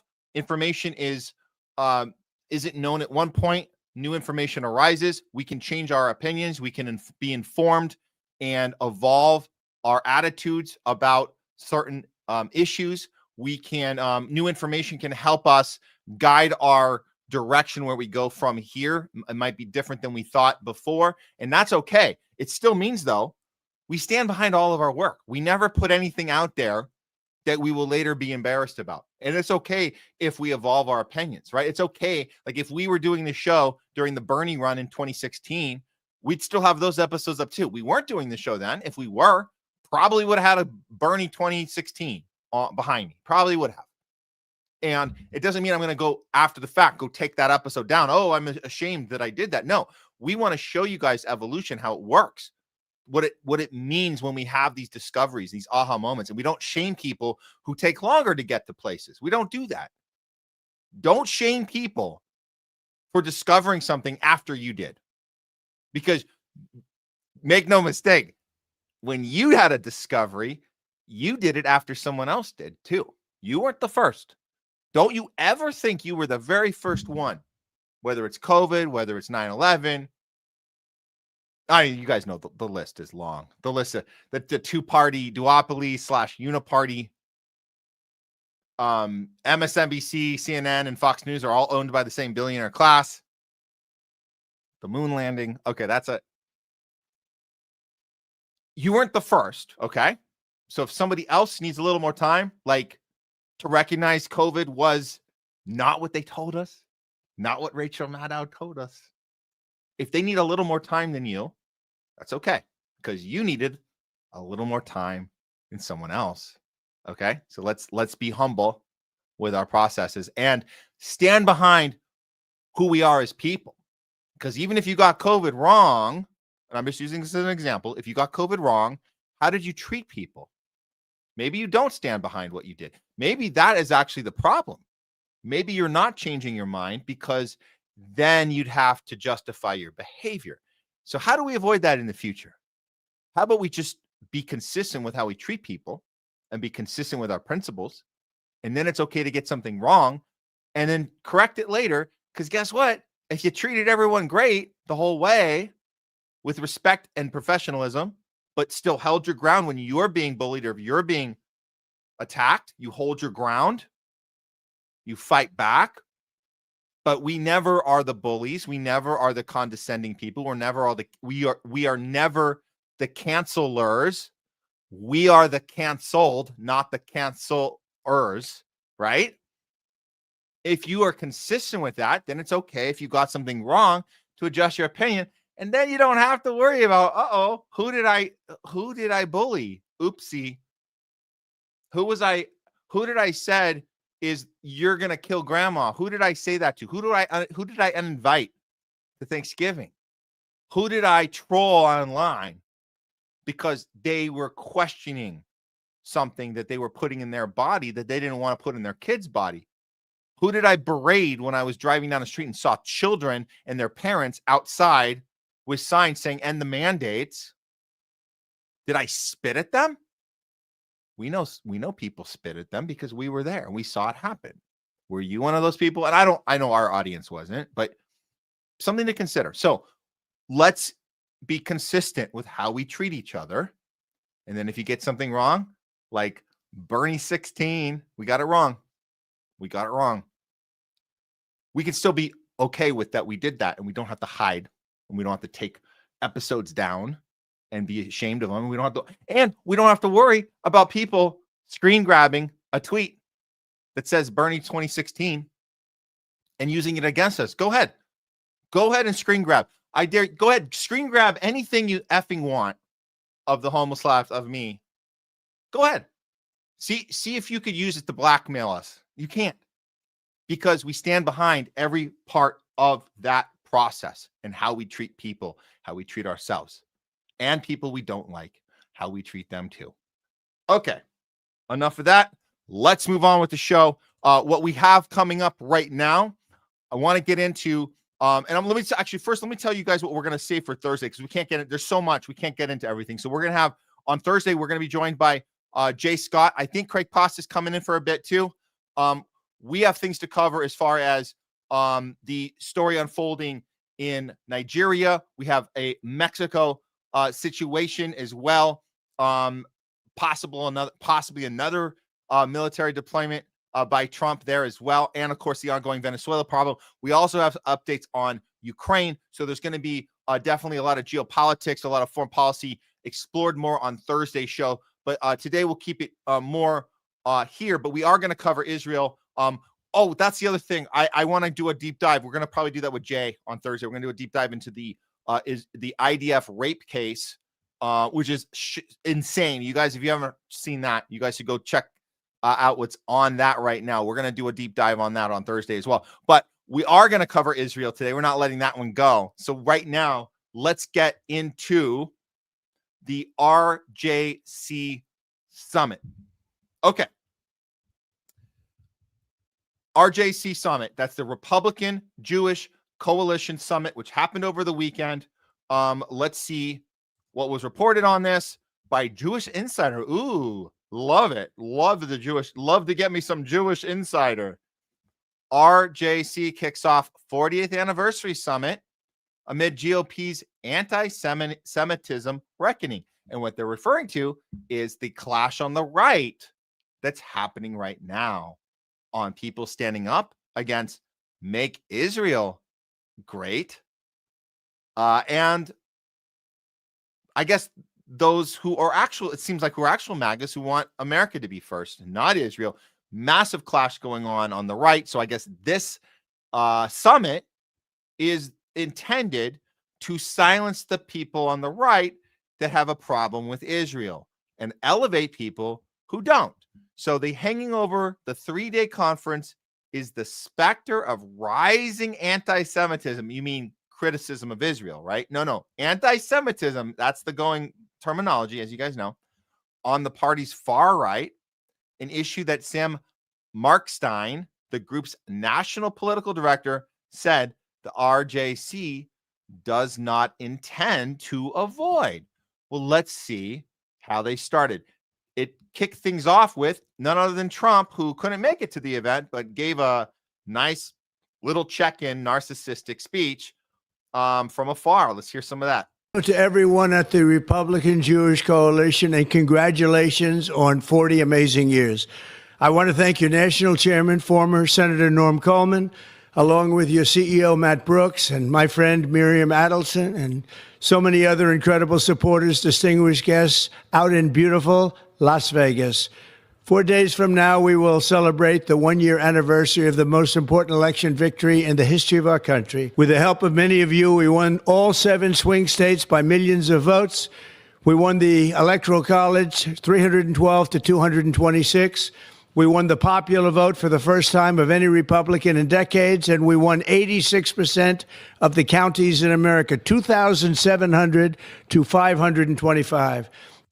That's funny. It always comes back to making it about him, right? He always does that. It's always about him, right? Everything's about this amazing, greatest. It's the best ever, greatest ever. But they knew he was going to do that. They knew it. And very importantly, the RJC helped ensure that we won the highest percentage of Jewish vote of any Republican since 1988. I can't imagine we didn't do better than that after all I've done for the Jewish vote. I must be honest with you, but that's okay. 1988's not that bad. He's literally surprised that he didn't do better. Wow. How odd is that? That's so odd that he wanted even more of an impact. Even though we know there's a lot of Jewish Americans standing with Palestinian protesters. So he doesn't fully understand that. Not to mention, there's people that voted for him that are now not so happy. And they were Jewish as well that voted for him because they were like, oh, this guy is more understanding of the Jewish experience. But turns out he crosses many, many lines, same as the Democratic Party, obviously, but even with a harder fist blow. So he's not fully understanding how math works because he thinks he can just across the board just get everybody's approval. That's not how it works. But whatever. He's just talking crap. That's not okay. So he leads it in. Whatever. Let's look at some of the standout moments in this and the verbiage that's being used. And none of this is like spontaneous. This was all pre-planned. Language is important. Let's listen to Mark Levin, Mark Levin, as we know, total psychopath Zionist, and listen to the verbiage he uses when he basically is threatening podcasters and journalists on the right, also the left, but there's a certain element of this where it's personal to people on the right, particularly folks like Tucker Carlson and Candace Owen and Nick Fuentes, and you guys know the list of those. So let's hear the threat from Mark Levin. Just want the anti-American,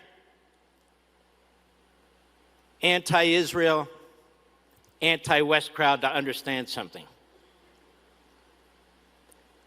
You're going to have to come through me and millions of people just like me, and you're not going to make it.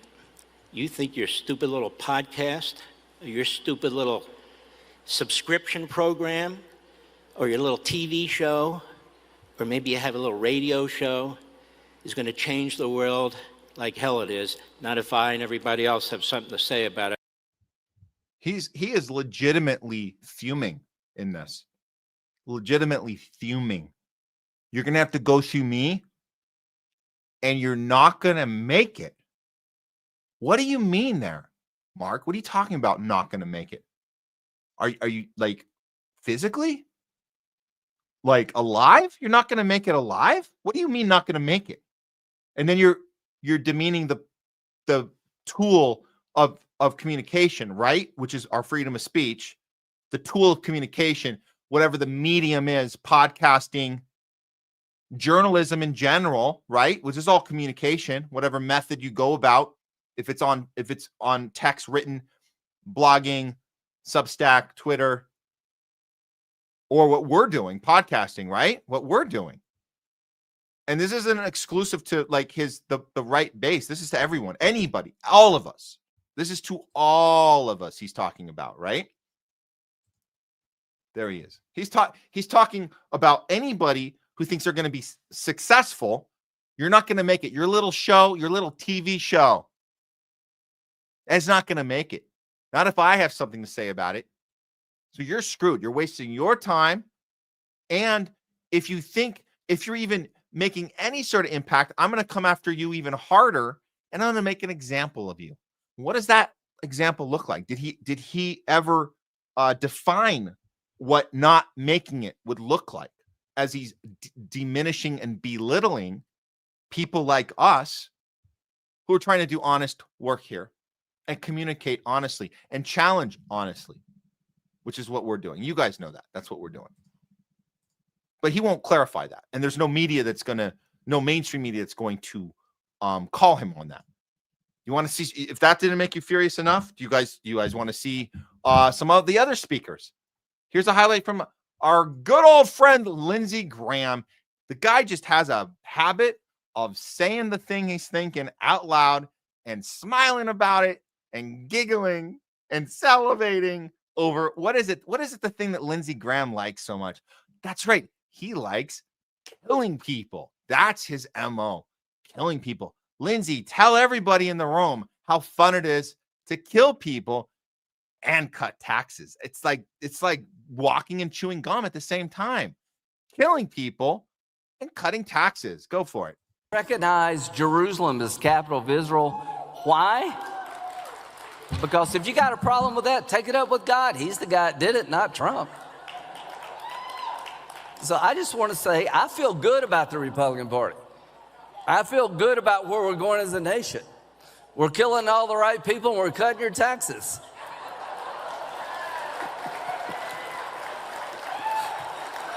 Trump is my favorite president.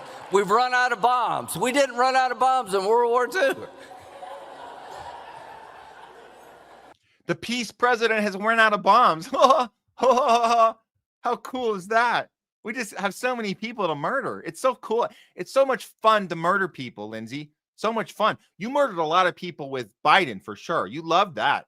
Down to the last Ukrainian, Lindsay. Down to the last Ukrainian. Murder, murder, murder. But Trump is your favorite. He's my favorite because we ran out of bombs. We murdered so many people. I love that. Love that about Mr. Trump. And the audience seems to love it too. So, as a coalition of Republicans, some Baptist, some Jewish, we organize ourselves around principles that we love and we cherish. We love individual freedom. We love entrepreneurship. We love capitalism. We love Israel. Oh. We love the idea of Israel.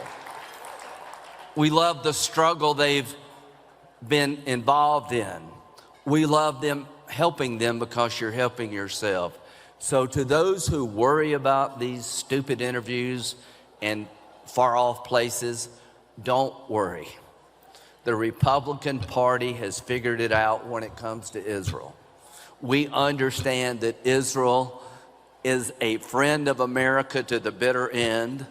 We understand that God blesses those who bless Israel. And where I come from, I figured that crap out when I was 6 years old.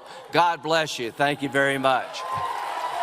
Where I come from, in the far trenches of hell, I figured out how to play people and use religion against them while we funnel money into the military-industrial complex and salivate over how many people we can murder. And the most important thing I learned of all was that I can celebrate it, brag about it, gloat about it, giggle about it, and do it all out loud on camera in public, and nothing will ever happen to me. I can just keep doing it. In fact, shouting about it allows me to keep doing it. It actually helps. So that's the thing he figured out as a 6-year-old little Satan devil, where he grew up, the depths of hell. And yeah, he has no problem gloating. You got to give Lindsey Graham props for saying that shit right out loud. Okay, who else was at the event? Podcaster. This is one of the good guy podcasters, right? Not the one they're going after, not the one Mark Levin was talking about, but Brandon Tatum. Watch Brandon Tatum do word scramble backflips, trying to justify what having a brain looks like, even though it's everything the opposite of what he's saying. I'll keep praying for me. I said, I want them to turn that place into a parking lot. I got to preface it because somebody going to clip this and put it on the internet. Not because of the Palestinian. Clip this and put it on the internet. Oh, yeah. Well, we're clipping your explanation because you just have to go on and tell us what you meant by wanting a parking lot in Gaza. So yes, this is why we're clipping it. If you just said parking lot, we probably wouldn't have clipped it because that's just a line. But you're going to actually tell us what you meant by that. So yes, you're right about the clipping, Brandon. You're right about it. Go for it. Tell us, what did you mean by parking lot? People per se, individual people. But because if you dare to do such an atrocity to people that I love, people that I respect, people that are chosen by God, you decide to do something like that, you should never have an opportunity to do it again. And it should be an example to everybody in the world that if you ever think about trying something like this, your country will cease to exist. Can't they just have God show up and just tell us straight? Just get God to show up, get on the mic, and tell everyone, don't F with my chosen people. He could do it. He could do it in this deep voice, like, don't mess with my chosen people. I'm here to set the record straight, everyone. It could be like the voice from that stupid cartoon. You remember that Prince of Egypt where God told everyone in Egypt, let my people go. And all the kids loved that. And all the singing and dancing and cartoons, singing Toy Story-ish, just dancing around. But yeah, that would clear things up. Brandon Tatum, why do you have to tell us that God, it's his plan? Why doesn't he tell us himself? Oh, I know why. Because you guys just made this shit up. That's why. And then we're supposed to listen to it because you're so loud about it, right? And you got that Netanyahu voice you're working on. Ooh, yeah. Netanyahu, that powerful baritone, just commanding voice, that Netanyahu voice. Keep going there, Brandon. Tell us how critical thinking works also, and how and punch down at people who aren't as smart as you are. Boy, if I was the prime minister, ooh. Oh. He's working on it. Give us that voice. He's working on it. Oh boy. Show us how it works, Brandon. Show us. 48 hours. Give me 48 hours. And so it enraged me. And then I said my statement. I thought that most people in America were thinkers and had common sense. Well, shockingly enough, I was wrong, because after I said it, we see all this anti-Semitism popping up. We see mindless people on campus wasting hundreds of thousands of dollars getting no real education, and they're out here talking about from the river to the sea and don't even know which river it is. That's just a talking point. That's nothing. That's not real. That's not real. That's stupid. You're really stupid, man. So why did you feel the need to say they don't know the river and the sea name? If they did know, would it change anything for you? Of course it wouldn't. So why would you say that? It's such an idiotic, brainless talking point. I bet you can't name. You guys know all the other ones, right? I bet you can't name the leader of Hamas. Oh, you didn't know the leader of Hamas? Well, what if you did? Oh, well, then keep on protesting, guys. Good use of education dollars. He was wrong. You did know the name of the river and the sea, the Jordan and the Mediterranean. You did know that. So never mind what I said about your education, and never mind what I said about you being anti-Semitic and just hating Jews, because you actually are challenging the policy of an apartheid state who's committing a genocide. That's what you're doing. Damn it, I wish you didn't know the name of those rivers and those seas. Ah, man. Ah, should have not said that one. Ah, man. You got people out here saying death to Jewish people and gays for Palestine. I said, I swear, I'll pay for your ticket. Okay, where do you want me to begin on that one? No one's saying death to, who's saying death to Jews? You're just making that up. Nobody's saying that. Nobody is saying that. Nobody is saying that. What else you got there? Oh, gays for Palestine? So what? What is that? What is that? Gays for Israel? You like that one better? How about Christians for Israel? You like that one? They don't. They don't like that one at all. Try being Christian and go to Israel. See what happens. So what is that? And the last thing you're saying there, Brandon, what is it? You're going to pay for what? What are you going to pay for? The ticket? Well, our taxes already pay for that. So what are you talking about? Why would you need to pay for anything? We already have a system set up where if you want to take a trip, it's already covered. Housing's covered too. Just kick a Palestinian out and you get housing too. You get anything. You can't offer anything out of your own pocket, dude. You can't do it because it's already offered. We all pay for it. And you can't offer healthcare either because we pay for that too.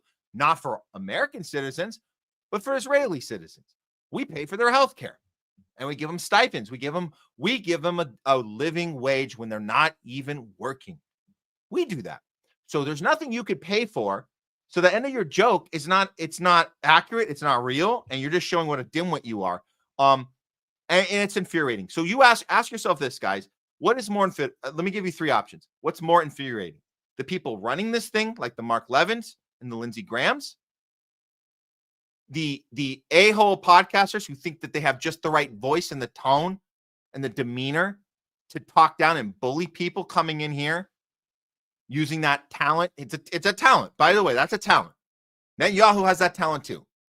Taking control of the space, certain facial expressions. It's a talent. So which pisses you off more, those two, or I'll give you a third option. How about this? How about the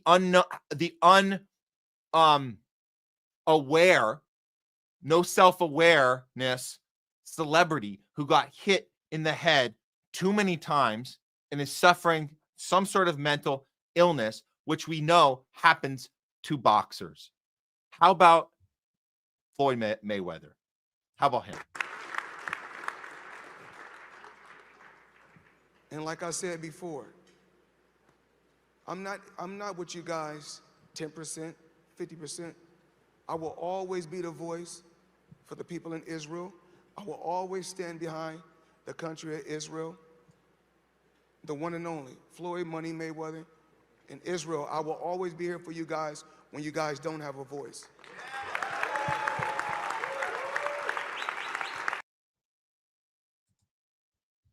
This one might upset me the most because he's being abused.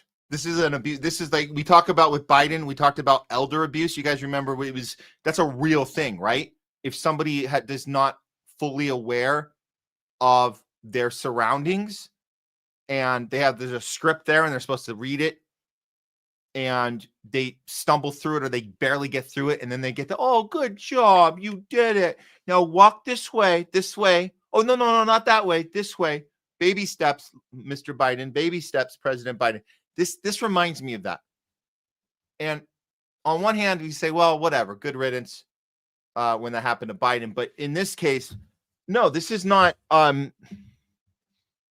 This is exploitative. Obviously, it's not real. The people smirking up there, it's like they got their little animal to do a trick because he's not. This is not something that's coming from a rational place, which is different than Tatum earlier because it's a different thing. So I don't know which one makes you think about which one makes you more furious. Maybe it doesn't matter. Maybe all of these just make you furious. Maybe all of it is disgusting. All of it is disgusting. Everybody we've shown you here. Everybody here is disgusting. Okay. So that's how that went. But again, this was being specifically this language that they all used throughout the weekend was specifically being directed at right-winger podcasters specifically, but it was for all of us. And so journalists like Tucker Carlson, that's who this was directed at. And Nick Fuentes. That's who this was directed at. And this is the response from Nick Fuentes. He says, last night, the Israel First Lobby officially declared war against America First. These venomous, unhinged lunatics have launched an all-out attack against Tucker Carlson and are threatening to destroy the GOP if he isn't canceled and censored. We will never back down. And they got these signs. See, this is what they got signs printed out that says Tucker is not MAGA. It's pretty nuts that it's come down to this for them.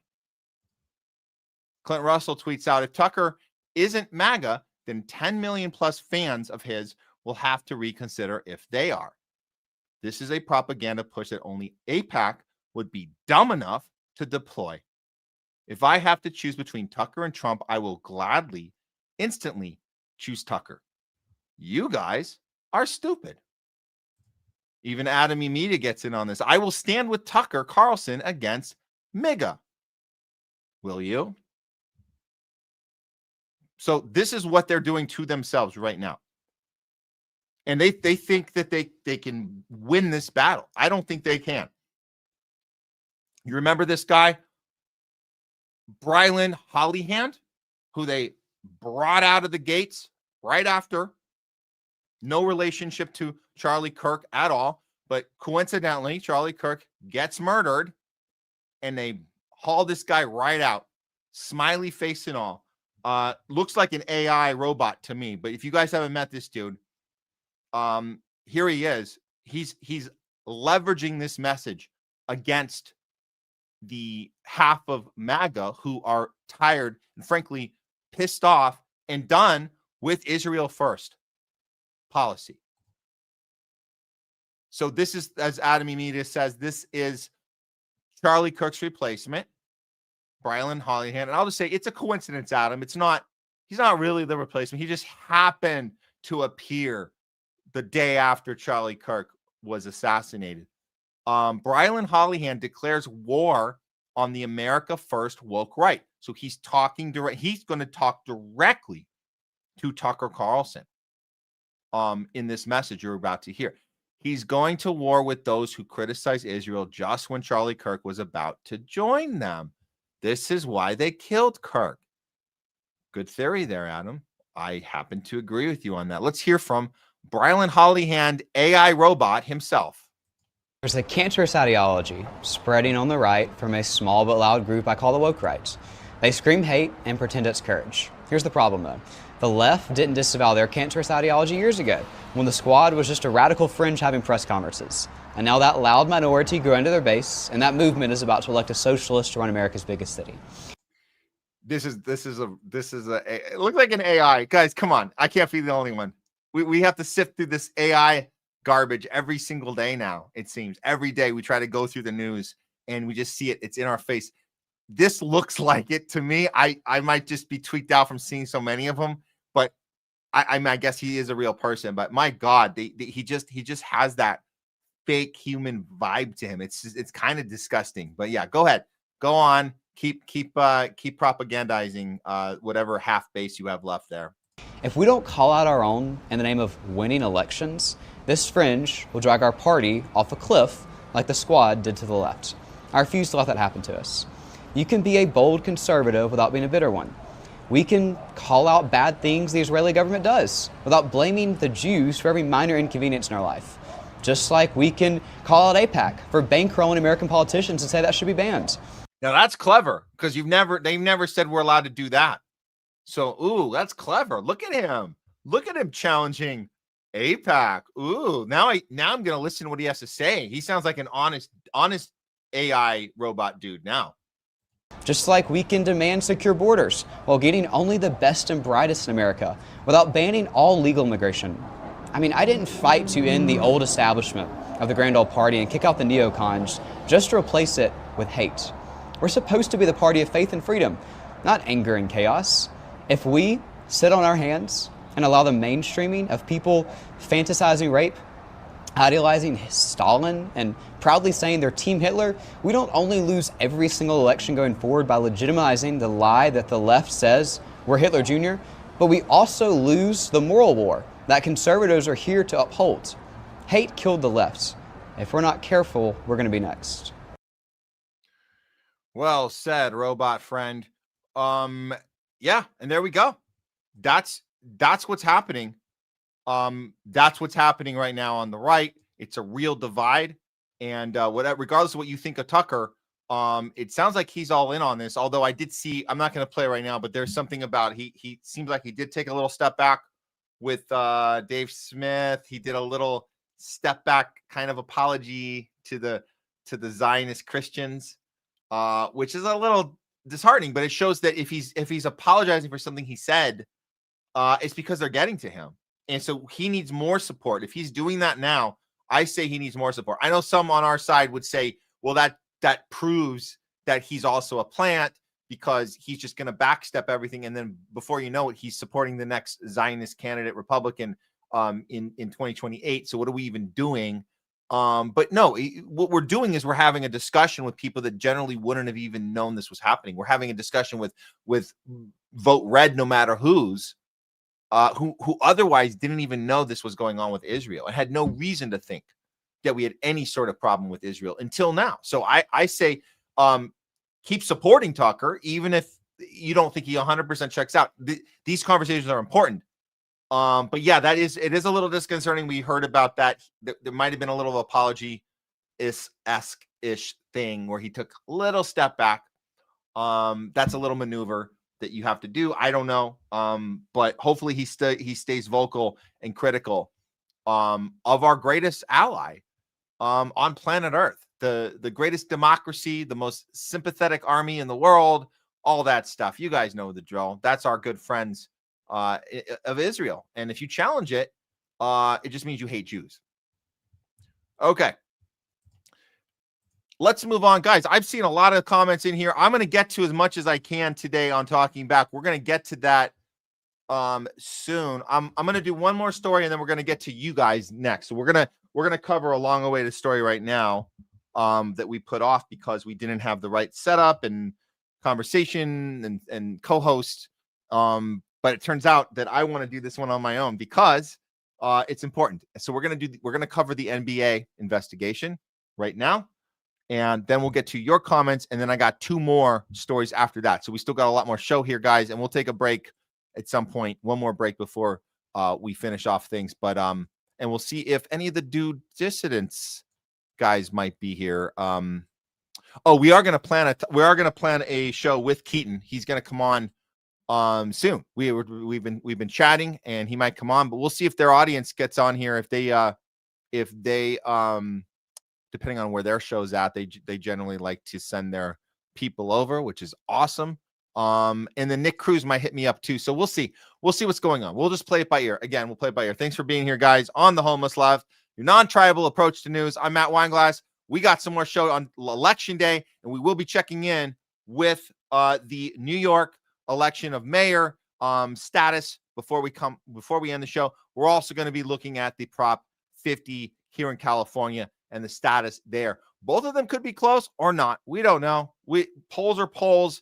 Actual statistics of the actual vote is another thing, as we've come to find out over the years. Okay.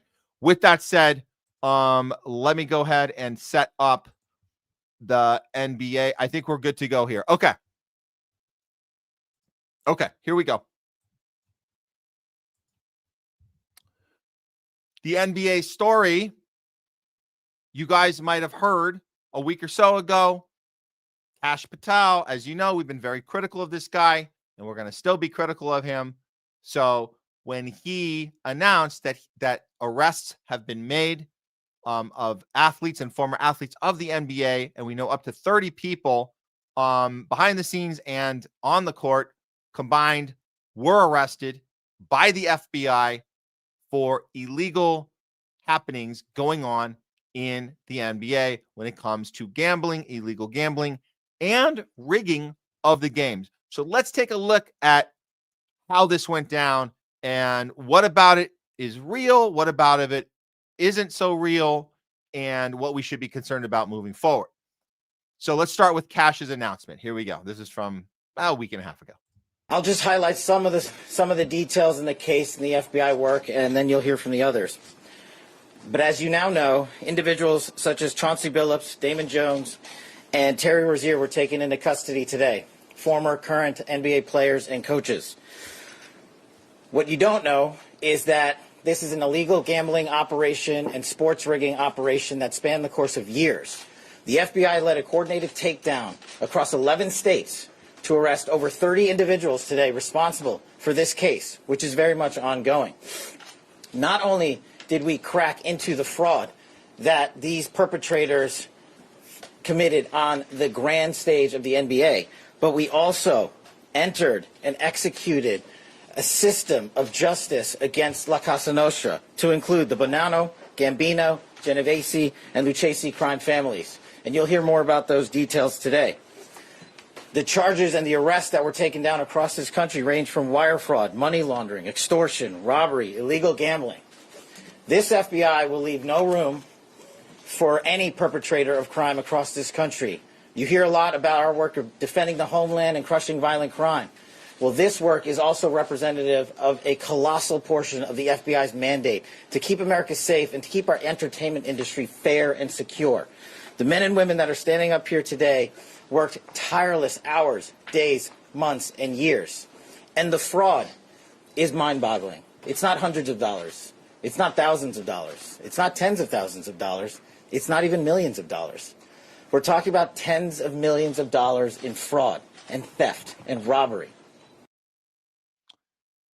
Wow. So normally I would say this, right? I would say in a normal setting, we wouldn't trust anything that Kash Patel says out of his mouth. As you guys saw in our last segment earlier in the show, we don't trust really anything he does based on his behavior and his pattern of kind of over theatricalizing stuff and not giving all the information, and the timing's always an issue.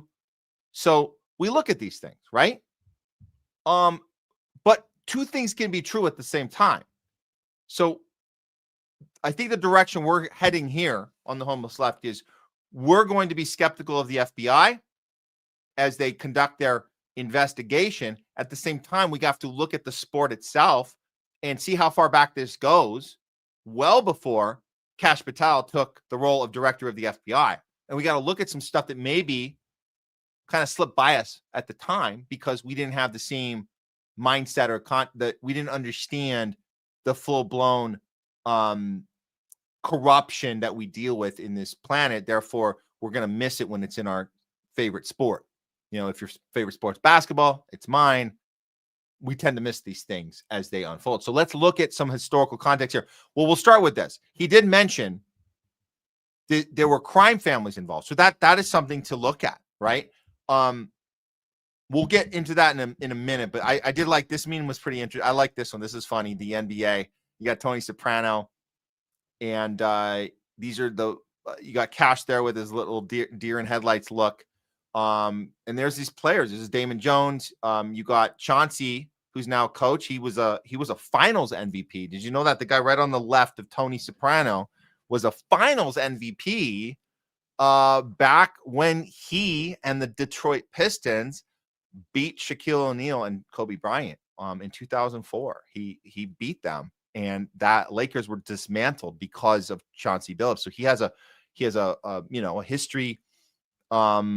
He has a legacy. Now he's a coach. And you got these other players here that were mentioned, and then of course Adam Silver on the far right, who is the current commissioner. And this is it's a funny meme because it shows us that there's stuff that we're not being told that happens behind closed doors. So what are we talking about? Are we just talking about gambling that was done in a not so up and up way? If it was just that, well, okay, maybe this wouldn't be such a big deal. Maybe it would just be a distraction. We know Craig Pasta talks about it as a distraction. I wanted to debate him on this. He said it's a nothing burger.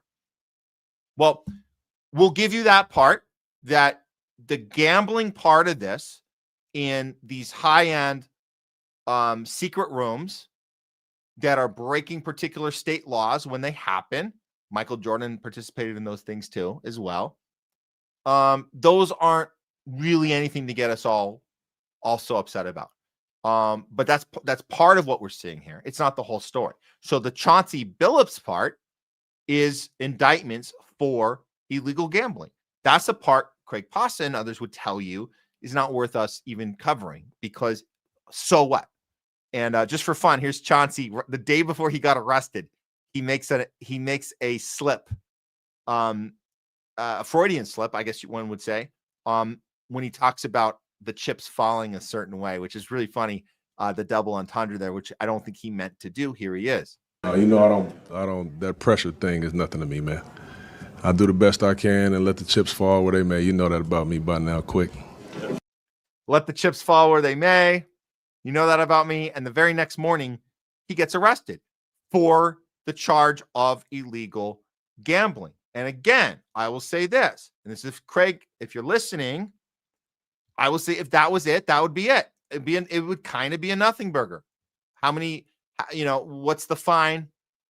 1 week in prison, community service, whatever, couple $1 million fine, NBA fine, whatever, back to coaching. Maybe that would be it. Maybe that would be it. Okay. But there is actually more to the story. We're talking about fixing games. We're talking about fixing stats. We're talking about players on the court, refs, coordinating fake outcomes in order to benefit the pockets of these crime families and anybody else linked to them. And this thing goes well beyond the NBA. This is something we have to look at in all of our favorite sports, from college football and basketball to the NFL. All of these leagues are things we need to look into. And I frankly do not trust Kash Patel to do the investigation. He's not to be trusted. I will not change my mind on that until he does something absolutely, like, I would say he would have to do something that's totally selfless and kind, which I don't see coming from a guy like that with a psychopath Zionist girlfriend and all his berating and belittling of people he's been doing online. And we could get into that in other shows. This segment's not about Kash Patel so much. Let's look at another FBI representative telling us how bad this actually is. And she's not actually going to be delivering this to us, sniffing every 2 moments as if she has some sort of cocaine fix. She's actually going to talk normally to us, so you don't have to worry about the part of Kash Patel. Listen to what she tells us, because this goes much deeper than illegal gambling. The first case, Operation Nothing But Bet, exposed a gambling ring built around professional basketball, where players and associates allegedly used inside information to manipulate prop bets on major sports betting platforms. They placed wagers on unders on players to score less, rebound less, assist less, using information that was not yet public. Okay, and if that was the extent of it, that would be it. That would be having information and using that secret information. And we see that happen on the stock market every day. This is the corruption of these industries, that the people at the top know stuff the rest of us don't. They get, you got Nancy Pelosi insider trading. Okay, that's what she's talking about. This is the nothing burger that Craig Pasta tells us. Listen to what she says next, because this is a lot different. This is the game itself being compromised, not just people making money off of it that they shouldn't be making. This is the game itself not being real. In some instances, players altered their performance or took themselves out of games to make sure that those bets paid out. One example occurred on March 23rd, 2023 in Charlotte. Terry Rozier, an NBA player now with the Miami Heat, but at the time playing for the Hornets, allegedly let others close to him know that he planned to leave the game early with a supposed injury. Using that information, members of the group placed more than $200,000 in wagers on his under statistics. Rozier exited the game after just 9 minutes, and those bets paid out, generating tens of thousands of dollars in profit. The proceeds were later delivered to his home, where the group counted their cash. As the NBA season tips off, his career is already benched, not for injury, but for integrity. As a result of this investigation, 6 defendants, including Rozier, are now facing conspiracy to commit bank and wire fraud. Well, there it is. And she gave specific examples. This, as we're saying, this goes well beyond, and I don't think Chauncey Billups is connected to that part. He might be a completely separate entity, but we're dealing with these other incidences, these other illegal dealings that has to do with rigging the game. Let's get some more on that from the New York Post. This is on Damon Jones, who was arrested along with the others. Details of LeBron James' injury status were sold by his pal and former LA Lakers coach Damon Jones. It's part of a massive prop betting scheme, according to court docs and law enforcement sources. Jones, an ex-Cleveland Cavs player and unofficial assistant coach for the Lakers during the 2022-2023 season, sent a message to one of the betting ring members on February 9th, 23, urging him to place a large bet on the Lakers' opponent, Milwaukee Bucks, because James would be out with an injury that night. That's just yet another example. The list goes on and on. But how far back does this go? how far back are we talking about? Well, let's look at the NBA refs. If you guys, you might not know this, but a few years back, this was way back in 2007. The guy on the left is Tim Donaghy. He's a disgraced NBA ref. He was convicted in 2007 of fixing games. On the right, Scott Foster, an NBA ref who received 134 phone calls from Donaghy during the period he was fixing the games. Donaghy went to jail. Foster, the guy on the right, is still an NBA ref. The game is rigged. So why would they ignore the 134 phone calls? What are they talking about? This is the bad apple theory that they shove down our throats and we eat it up like it's nothing, like it's just the way the world is. And it's not, guys. The world is not like that. The world is not a bad apple appears and we make an example of the bad apple and everything goes back to normal. That's not how the world works. And this is not a case of, at the time, we thought that was true. We thought this was a bad apple ref, a fluke, a greedy dude that got punished and the game went back to normal. That's not how it works. Somebody takes a fall so the thing that they're falling from can maintain an image of purity. Take your pick, the entertainment industry, right? The way Hollywood works. You lock up Harvey Weinstein and Hollywood stays pure. Meryl Streep didn't have any idea. She didn't know. She didn't know what Harvey was up to. But now we can go back to normal because Harvey Weinstein's in jail. We loved P. Diddy's white parties. They were fun. We didn't know what he was doing. We didn't know he was raping his security guard in back room. We didn't know those kids were pulling up in those buses. We didn't know that he was spiking the baby oil with this drug that put girls to sleep. We didn't know he wasn't carting these girls at the door. We just were having fun. Like LeBron James says, there ain't no party like a P. Diddy party. So this is how we're wired. But it's not real. They all know it. They're all in on it. Somebody has to take a fall. That's the way it works. And you go back and you can see example after example. They're telling us how it works. Do you remember Rasheed Wallace? At one time, he was a rebounding champion. He was on the team. Rasheed Wallace was on the team 2004 with Chauncey Billups that beat Shaq and Kobe. And Chauncey got the MVP. Rasheed would have got it, but he had too many problems. He was like the technical foul winner that year too. He has the most technical fouls than anybody else. So he did not get the MVP of the finals. But he told us how the game worked well before Kash Patel and the other Trump Zionist clan got into power to make up these fake investigations and belittle people asking questions about other things and misdirecting us. He was telling us about this well before that team got into place. Here's a clip of Rasheed Wallace telling us how bad it is. This clip is several years old. Check it out.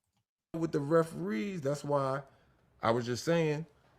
2023, not several years, but long enough ago before Kash Patel could even salivate over being the FBI director. Tell us, Rasheed, how does it work behind the scenes? What do you know? As I got older, I didn't have to do all the cussing or come with attitudes. No, I'm just hitting them with logic now. Like, oh, so y'all got that email last night, huh? Oh, then they flare all up. What are you talking about? Oh, yeah, I know about y'all email shit. No, let's not forget that. I know about that. Man, look, it's been an ongoing war. You're referring to emails from the league with, this is what we discussed in Whistleblower, but emails from the league that are telling the referees to officiate the game in a certain way and against certain players. Yeah. And so you were cognizant of that at the time. Oh, yeah, I was very, because to me, I saw it. And he'll tell you what I always used to say. Y'all making it too obvious. I thought he was crazy. Y'all making it too obvious, too blatant. Y'all making it too obvious. Yeah. I said, y'all want the fans to be able to watch the games, but y'all sitting up here calling a lot of these bullshit calls is doing what? Slowing down the game. Y'all want the fans to see the dunks and all that shit. Yeah. So call that shit both ways or don't call that shit at all. And there's so much more to it than this. There's so much more. I'm just urging you guys, if you're on the side with me, you understand that the FBI is corrupt and we're not getting an honest take on Epstein. We're not getting an honest take on Charlie Kirk. We know that they set up these false flags like in Michigan. We covered that earlier today. We know how bad it is at the FBI. At the same time, these games are rigged and they're fixed, and it's unfair to the sports fan that they carry on this way with all this protection, and every once in a while somebody takes a hit. So we need to be a lot more suspicious of this. At the same time, know that FBI is not going to be honest with us, but there's certainly people being protected here. Certainly.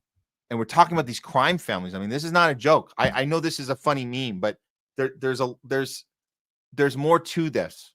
And we don't get to be a fly on the wall in these rooms.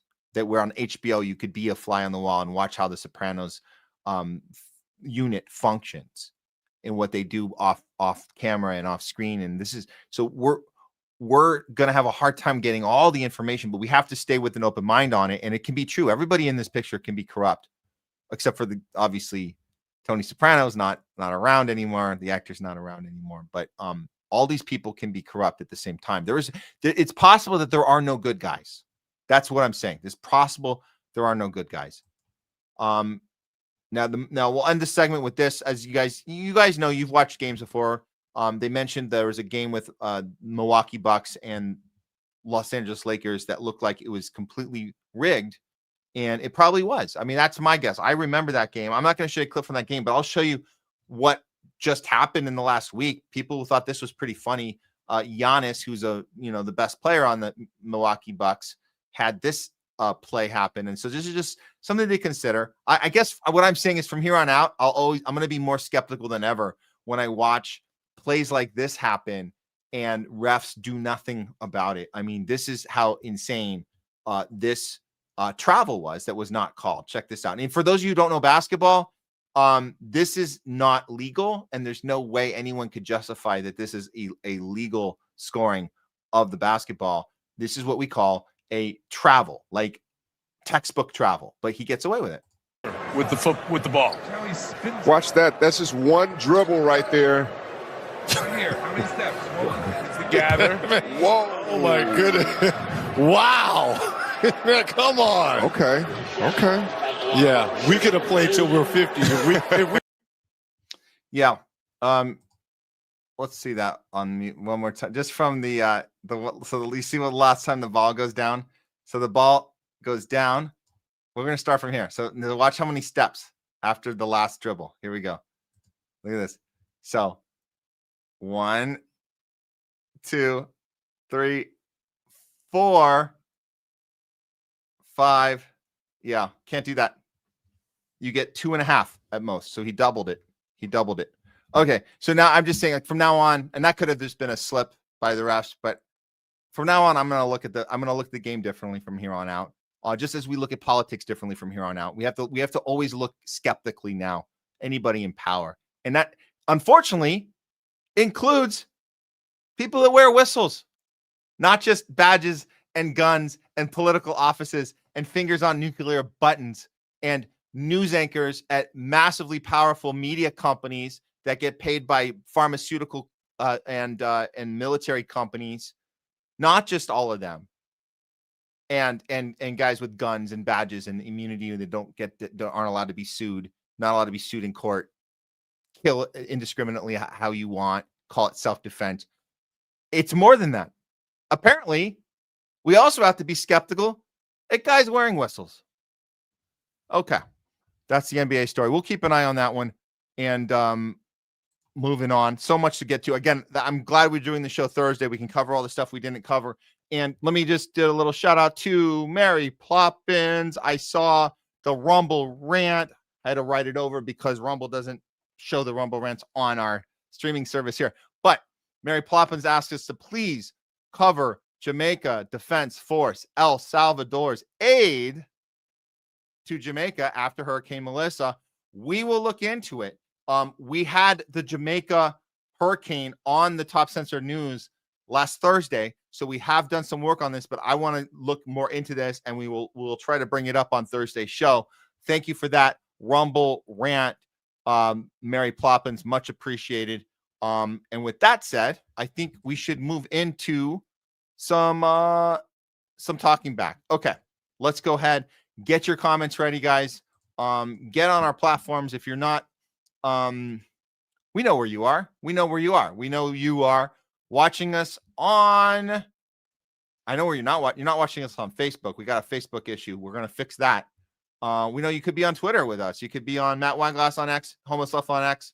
We know you could be on THL Presents on YouTube, The Homeless Left on YouTube, and our main channel, The Homeless Left on Rumble. So get your comments ready, and I will try to get to as many as I can today.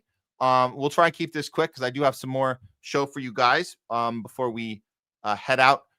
So here we go. It's time for some talking back, this time with Matt. Here we go.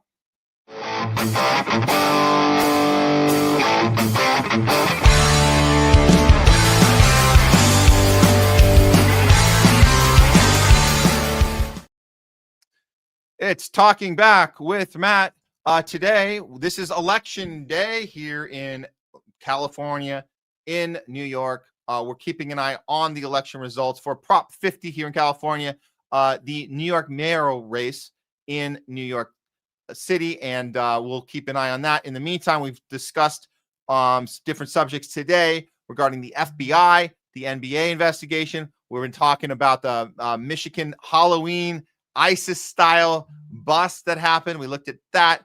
Also, looking into these, what's really going on in these elections. And of course, the other thing that happened this weekend was the RJC, which took place. That's the Republican Jewish Summit. It's the coalition of the Republican Jewish Summit, and all the speeches that were designed to attack not just right-winger, left-winger, everybody winger podcast journalists, attack them for any criticism of Israel, which was very well coordinated, very well rehearsed, and there was even some threatening going on at certain times. So Talking Back with Matt, this is, you find us on Rumble, on X, and on YouTube, and we'll get to your questions and comments right now. Here we go. Let's see what we got from the top of the show.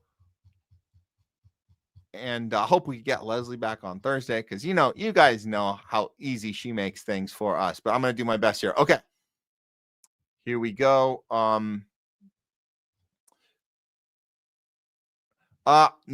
Number 6. Hey, I hear you. Sometimes we go live at the same time. Sometimes I understand it's Garland or Homeless Left. We get it. Sometimes we go live at the same time. I appreciate it. You guys can go back and forth. There's nothing wrong with going back and forth. Thanks for that, though. And you guys can have multiple screens open, whatever. We don't care. And you can always go back and watch ours later if you missed it and you wanted to watch another. It's all good, guys. It's all good. Let's see what else we have. Leor W. Finally, the dick is gone. Oh, I know what you're talking about. You're talking about Dick Cheney. And we're getting a lot of that. We got some from Wishigo, Dick died. We got Mary Ploppins, Ding Dong, the dick is dead. We did cover the breaking news. I forgot to tell you guys that up front. We did cover the breaking news. We did a whole deep dive on Dick Cheney. We had personal experience with him before we did this show. We were campaigning against him, working against him way back in 2004. If we remember back in 2000, all the horrible stuff he did with Bush. But a lot of people, a lot of Democrats forget because they've welcomed him in with open arms into the Democratic Party. How interesting is that? How interesting is that? Let's see. Oh yeah, we have a lot of comments on this. Yes, Al Gore got screwed in 2000. Yeah, technically he did. Or I I ask you to look at it a different way. Perhaps, and I'm just suggesting this, perhaps his job was to get screwed. Think about it. Just think about it. Because it's not taking away from the narrative that we all lived through, that not all of us, the older ones of us lived through Al Gore getting screwed. But was that a role he was asked, or better yet, designated to play? We'll leave it at that. But we know plenty of examples since Al Gore. Bernie Sanders, i.e. Bernie Sanders 2016 and Bernie Sanders again in 2020, playing the role they were designated to play. The guy that got screwed, right? Something to think about if you haven't before. Let's say we had a lot of comments on Dick Cheney. How many heart transplants did he have? LT Oracle of Truth. Well, I think we know about 6, but I think it was more interesting than that is that his first one, his first heart attack was at age 37. Wow. And it's funny. We did hear the pig heart rumors. That's pretty funny. And we should go absolutely right. Cheney had the blood of several million people on his hands. Leaps and bounds, but no one's going to tell you that at CBS or MSNBC. And they should, though. Shouldn't they? Shouldn't they tell you that at MSNBC if you really believe that they were a left-leaning media company? Wouldn't that make sense that they would tell us that? Blood on his hands? They're not going to do it. They're going to say you just had a firm grasp of foreign policy. And, we might have gotten that one thing wrong, but he meant well. They're not going to say it was on purpose. All right, had to change the camera setting there. Okay, we're good. They're not going to say it was on purpose.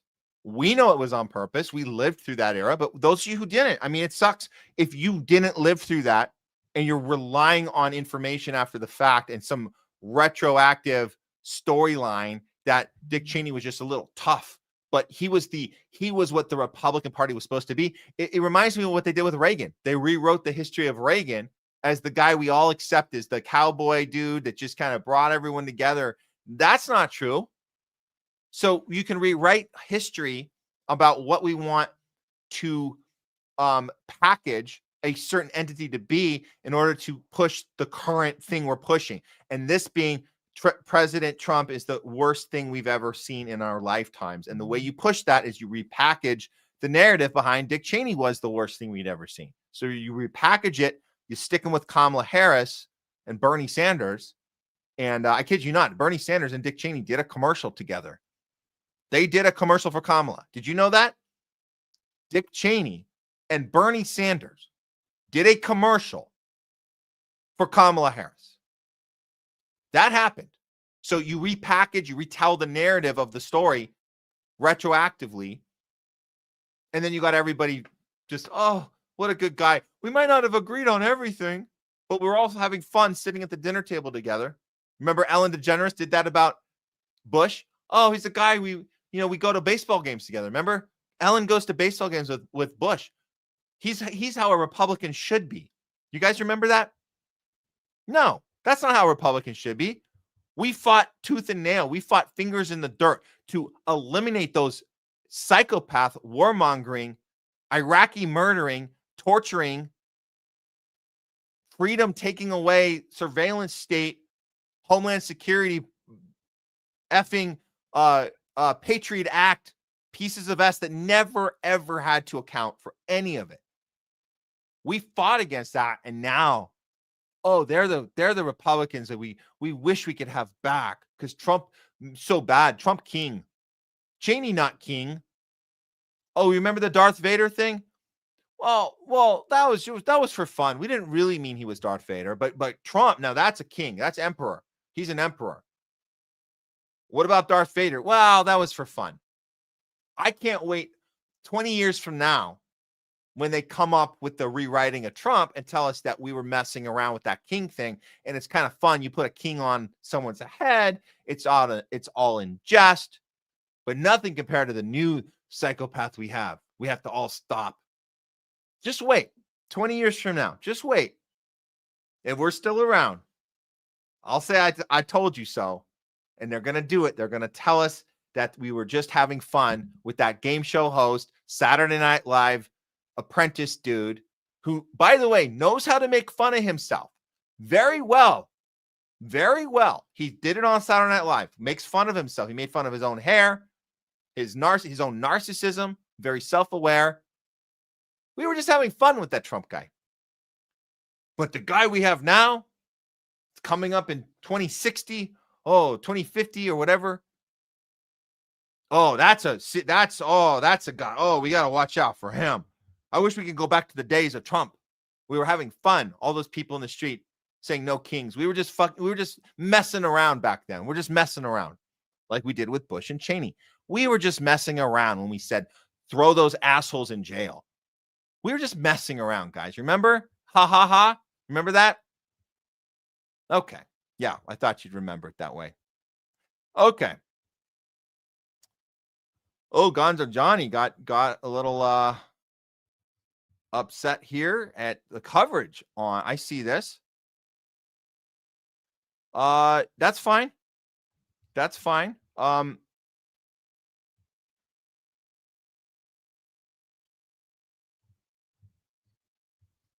Yeah, no, I've seen some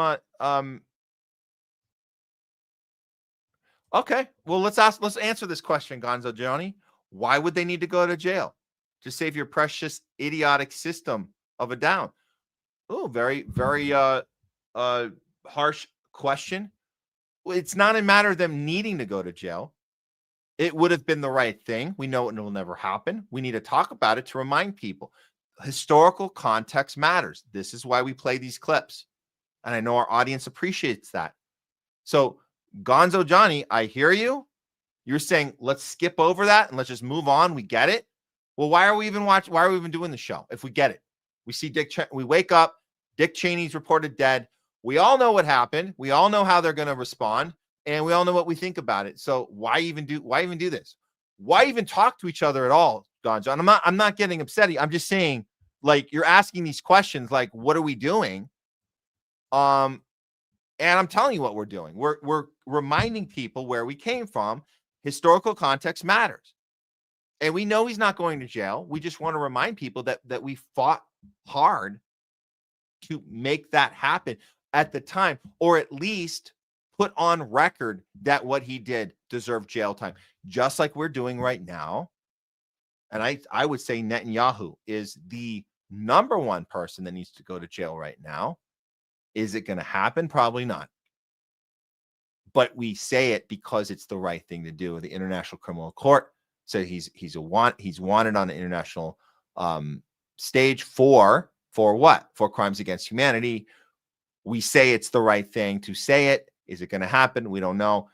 If 30 years from now people forget or they don't know, we will say it again. And we'll say this is the guy, or when Netanyahu finally croaks, we'll say this is the guy who should have been in jail. Not because we thought it would happen, but because it was the thing that we needed to push and say. And more importantly, never forget. Okay. Moving on. And I do appreciate your candidness and directness, Gonzo Johnny. And thanks for watching too. Thanks for watching.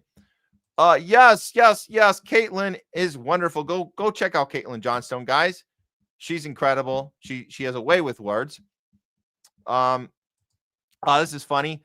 Did Kash Patel solve it in 33 hours again? No, I think he was going for a world record with the Michigan one. I think he did it in 33 minutes or something like that. That would be a new world's record. That would have been awesome if he did that. Very cool. Thanks for that comment. What else we got here? Let's see.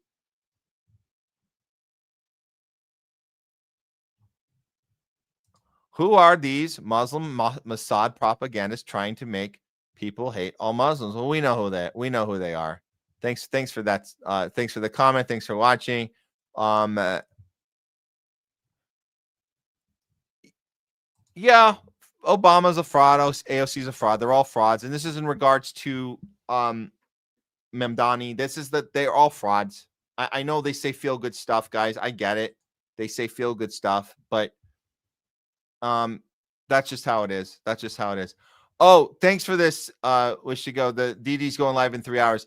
Okay, their schedule's a little off, so we're not going to get there, guys, today, and that's fine. But I will recommend to everybody when we're done here, and I guess this was a couple hours ago, so they'll probably be going live in about an hour or so. So I will recommend to everybody to go over and watch Do Dissidents after you're done with our show, because we got to return the favor too. They send their audience to us. We got to send it back. I don't know how to do the Rumble raid. I don't think I've been given that access yet. We'll have to figure out how to actually do a Rumble raid, but I'd love to find out how and return the favor to those guys. That would be awesome. Okay.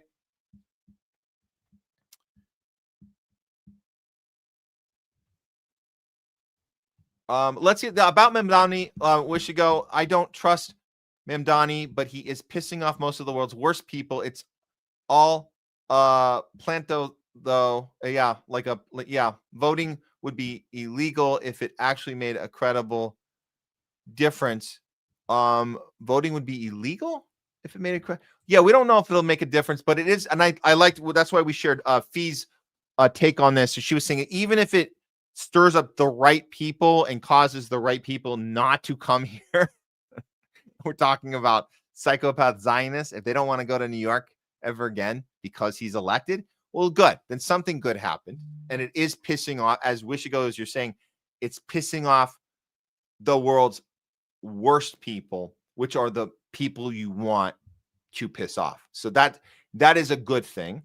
That is a good thing. Yeah, and watch Stump deal. Watch as they all turn into Obama after getting elected. I mean, we can say he's almost turned into him already, but we know the deal. We know how it works. AOC turned into Obama when she was elected, right? She all of a sudden started calling Nancy Pelosi Mama Bear. All of a sudden, this is the person you were going to stick it to. We're going to stick it to the Democratic Party.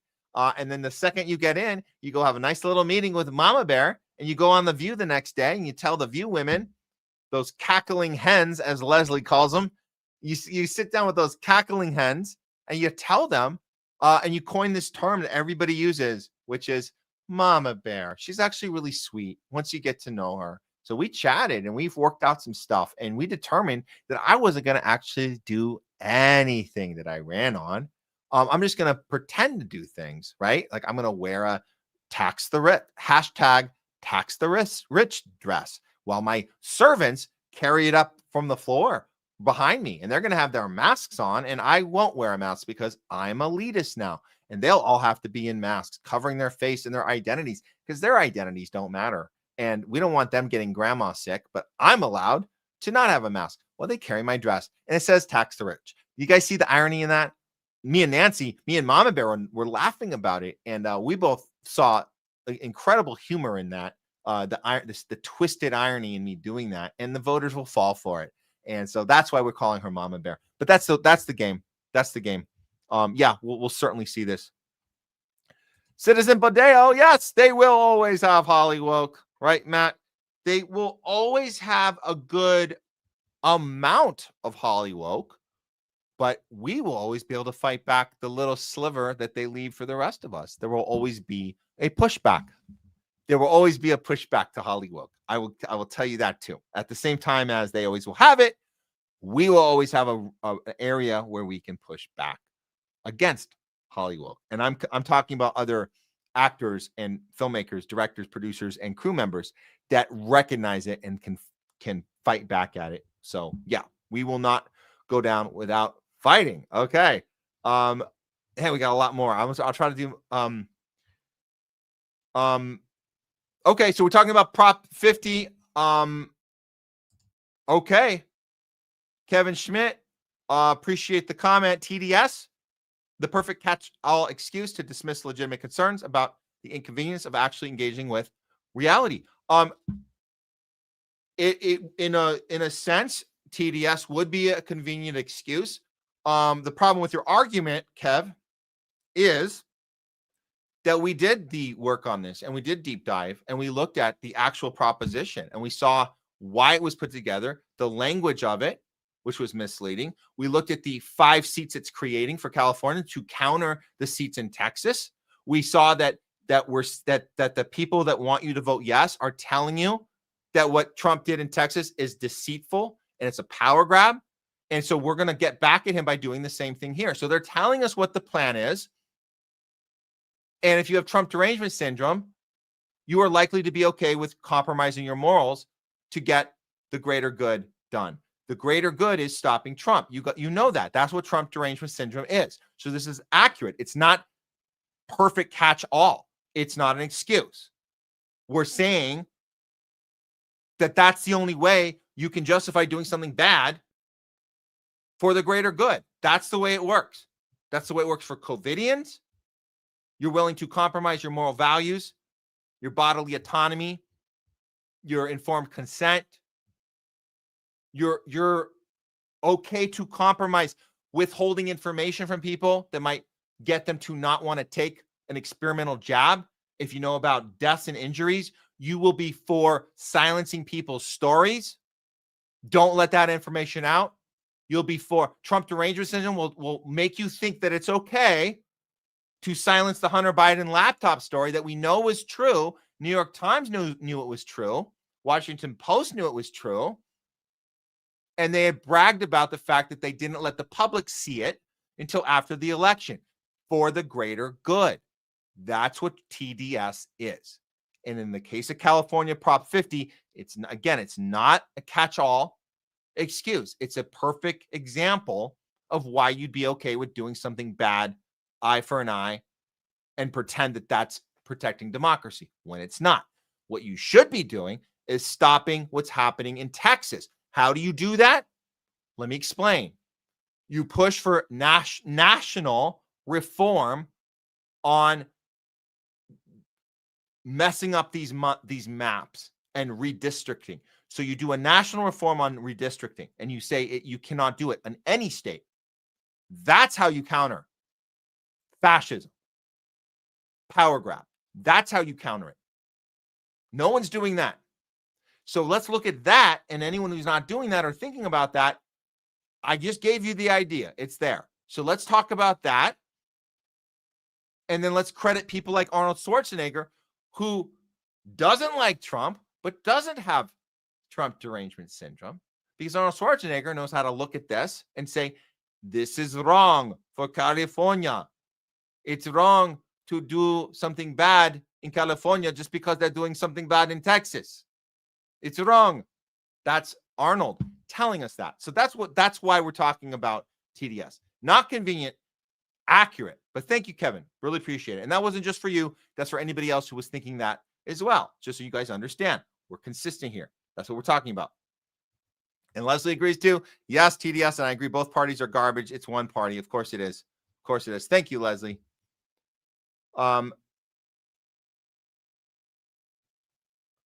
Yeah, Ed Rams, thanks for tuning in. Matt, I think you offended 2 Democrats. Yeah, I might have.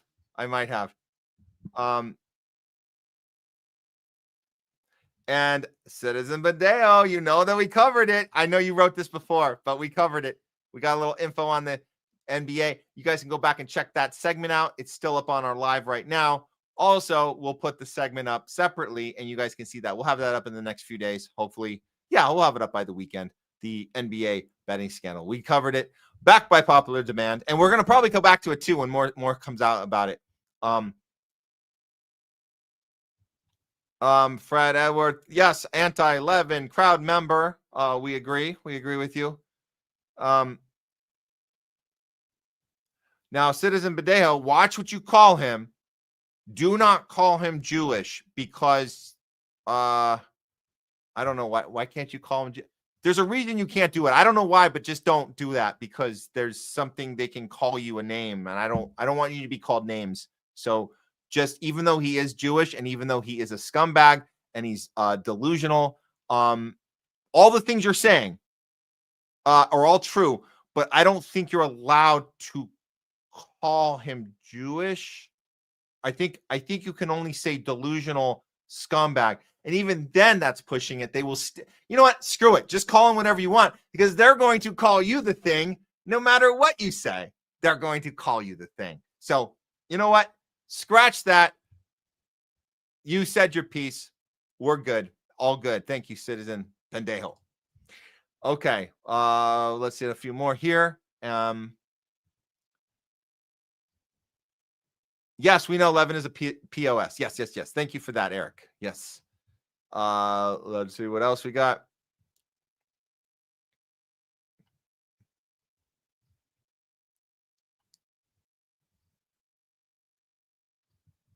Yes, automatic selector. They don't even bother to try hiding it anymore. Thank you for that. Thank you.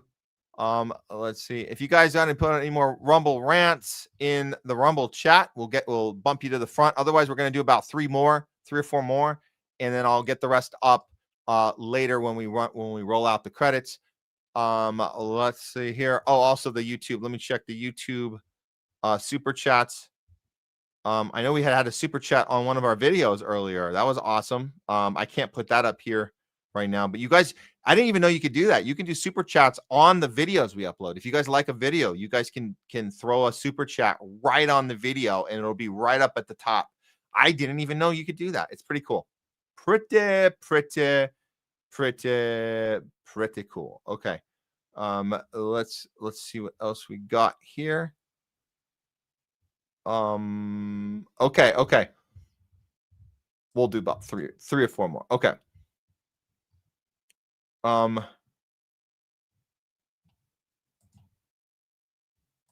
love it, Eric. Lindsey Graham, he's excited. He gets to attend the pedophile party afterwards, after the RJC.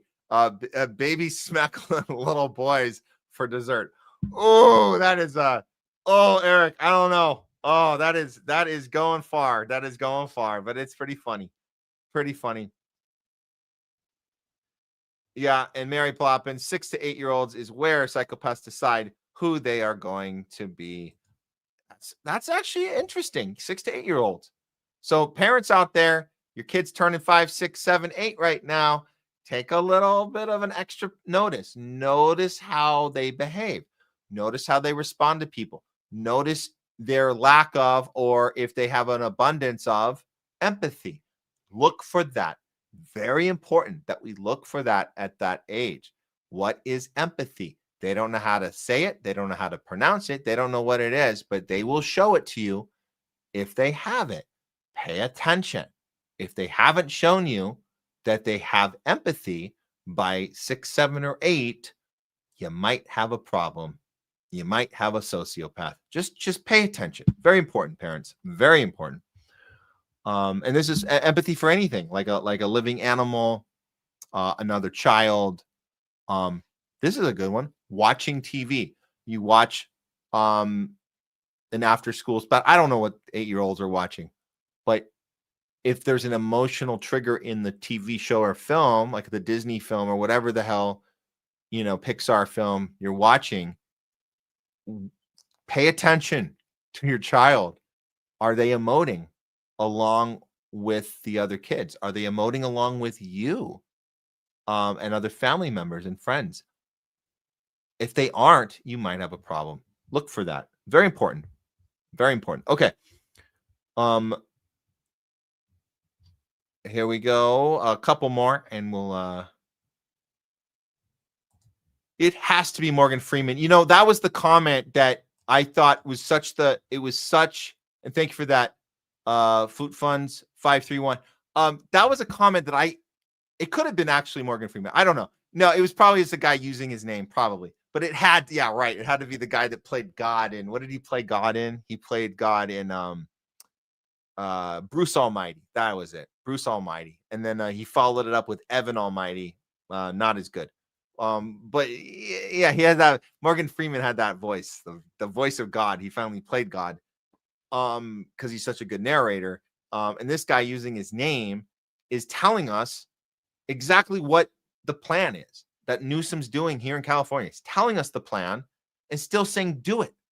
Saying we have to stoop so low to rig the system here against the voter so we can match the rigged system in Texas against the voter. So vote yes. That's what he's telling us. Pay attention, guys. They're saying it out loud.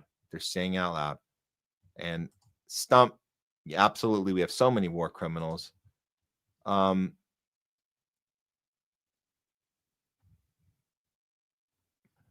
Okay. Two more. Okay. Citizen Medeo, from the river to the sea equals we want our land back. That's weird. I thought it was kill all the Jews. I must have not been paying attention, or maybe it was reported to me unknowingly wrong. I'm sure they wouldn't. I'm sure the newscasters on these mainstream media networks wouldn't intentionally lie to me and tell me that meant kill all the Jews. I'm really confused now, but we want our land back. That actually makes more sense. So thank you for correcting that. All those people in that room at the RJC don't seem to know this. So thanks for correcting that. Really appreciate it. One more, and then I'll get the rest of you guys later when we do the roll out the credits. Let's end on something good here. Something good. I mean, they're all good, guys. I appreciate all your comments. You guys really, really thoughtful commentary today. Let's see.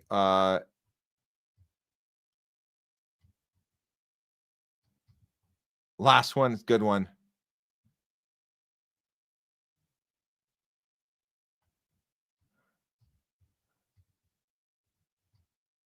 Okay. Well, we're going to have to go with. Okay. Well, I got to go with this, Citizen Badejo. I got to go with this. 20 years from now, you will be President Matt. A new political party will be in the White House. We'll see about that, Citizen Badejo. We'll see about that. But, thanks for getting that out there, I guess, into the universe, the interwebs. It is now officially out into the interwebs. Not going to do anything with it, but it's out there. It's out there. Thank you for that. This has been Talking Back with Matt. Okay, guys, we'll get to the rest of yours. The most we can do later on. We're doing good. We're 3 hours in. After we're done, we're going to send you guys over to Do Dissidents. But in the meantime, let's get the next segment set up here. Before I set up the next segment, let's do a follow-up on the ballots, since this is election day. No, nothing in California yet. We have zero reported. Let's check New York.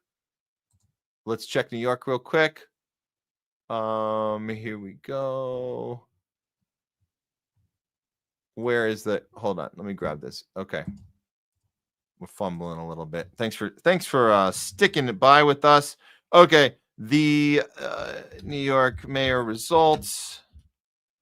We gotta have something. Let's see if we got something from them.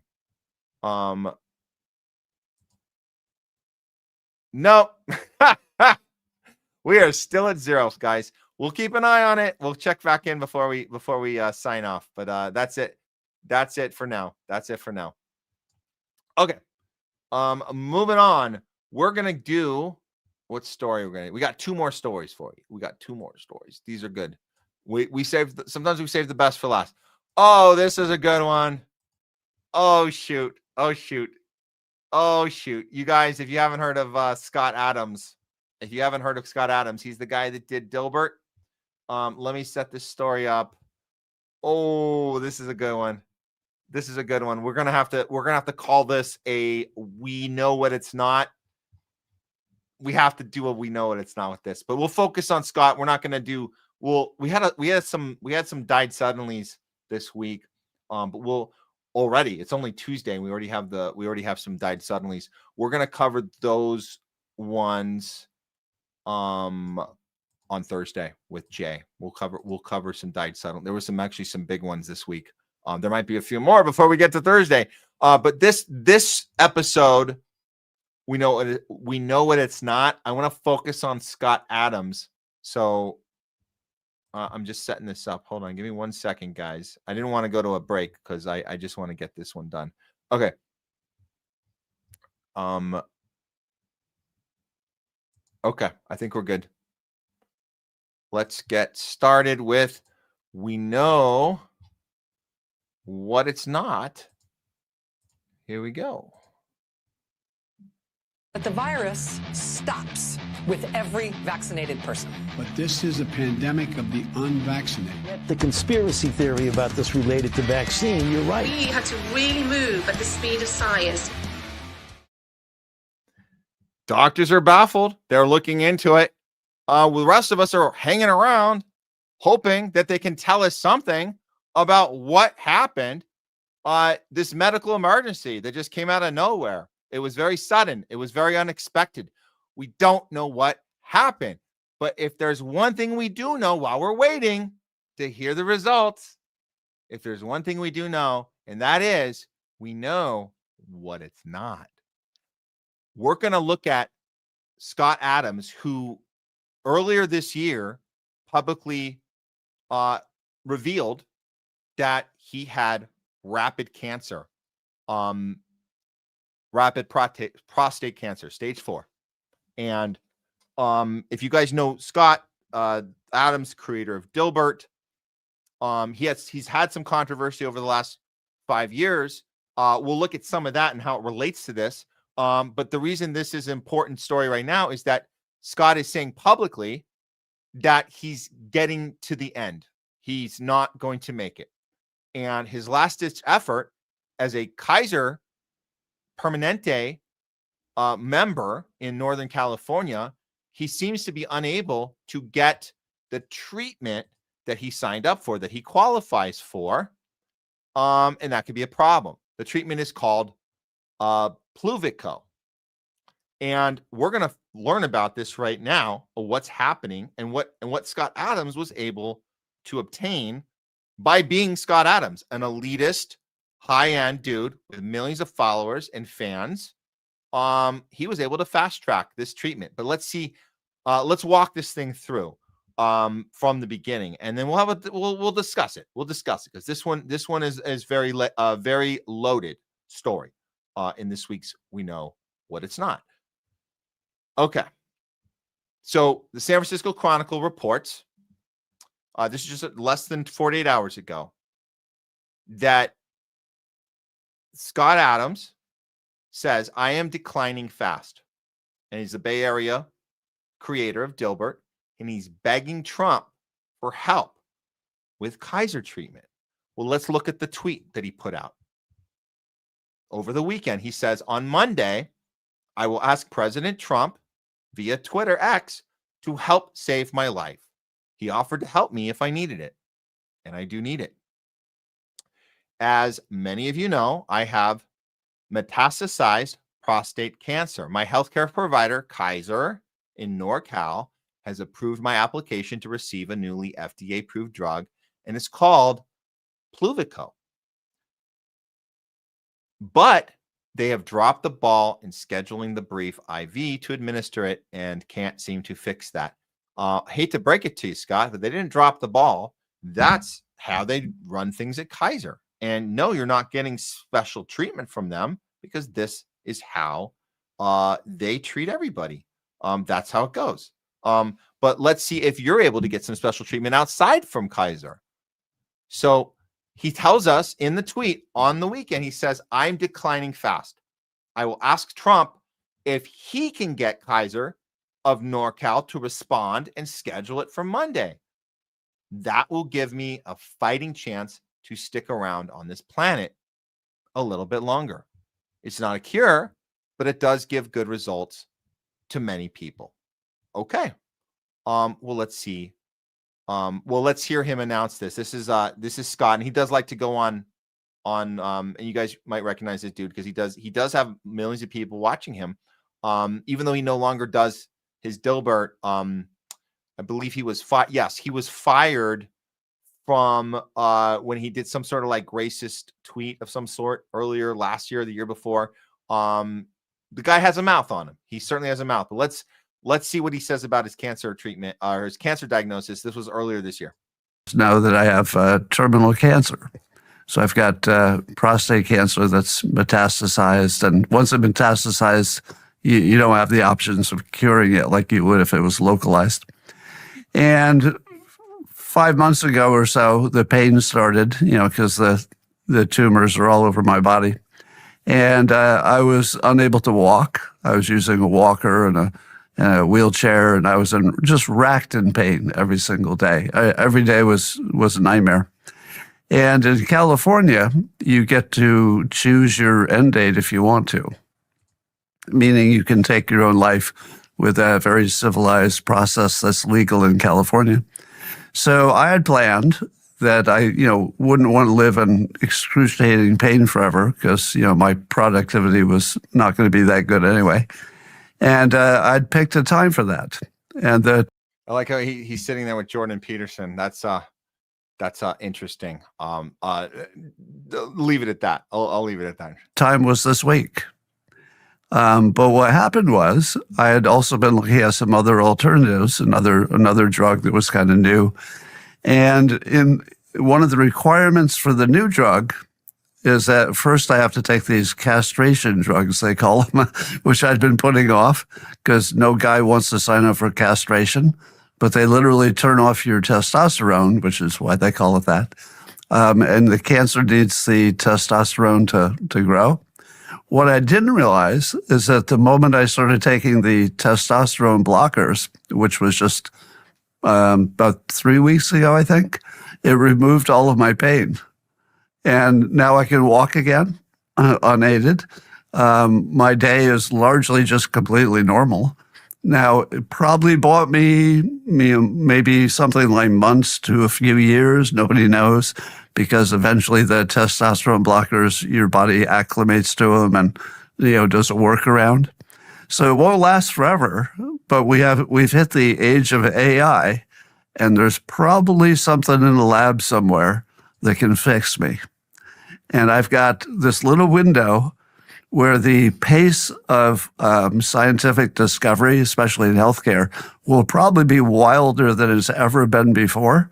And I might have, just by luck, I might have just enough time to use that little window to find a way out. So look, I appreciate his hopefulness. I get it. Like, this is something a lot of people are dealing with right now, as far as how do you maneuver through your final days, especially when you get these serious diagnoses.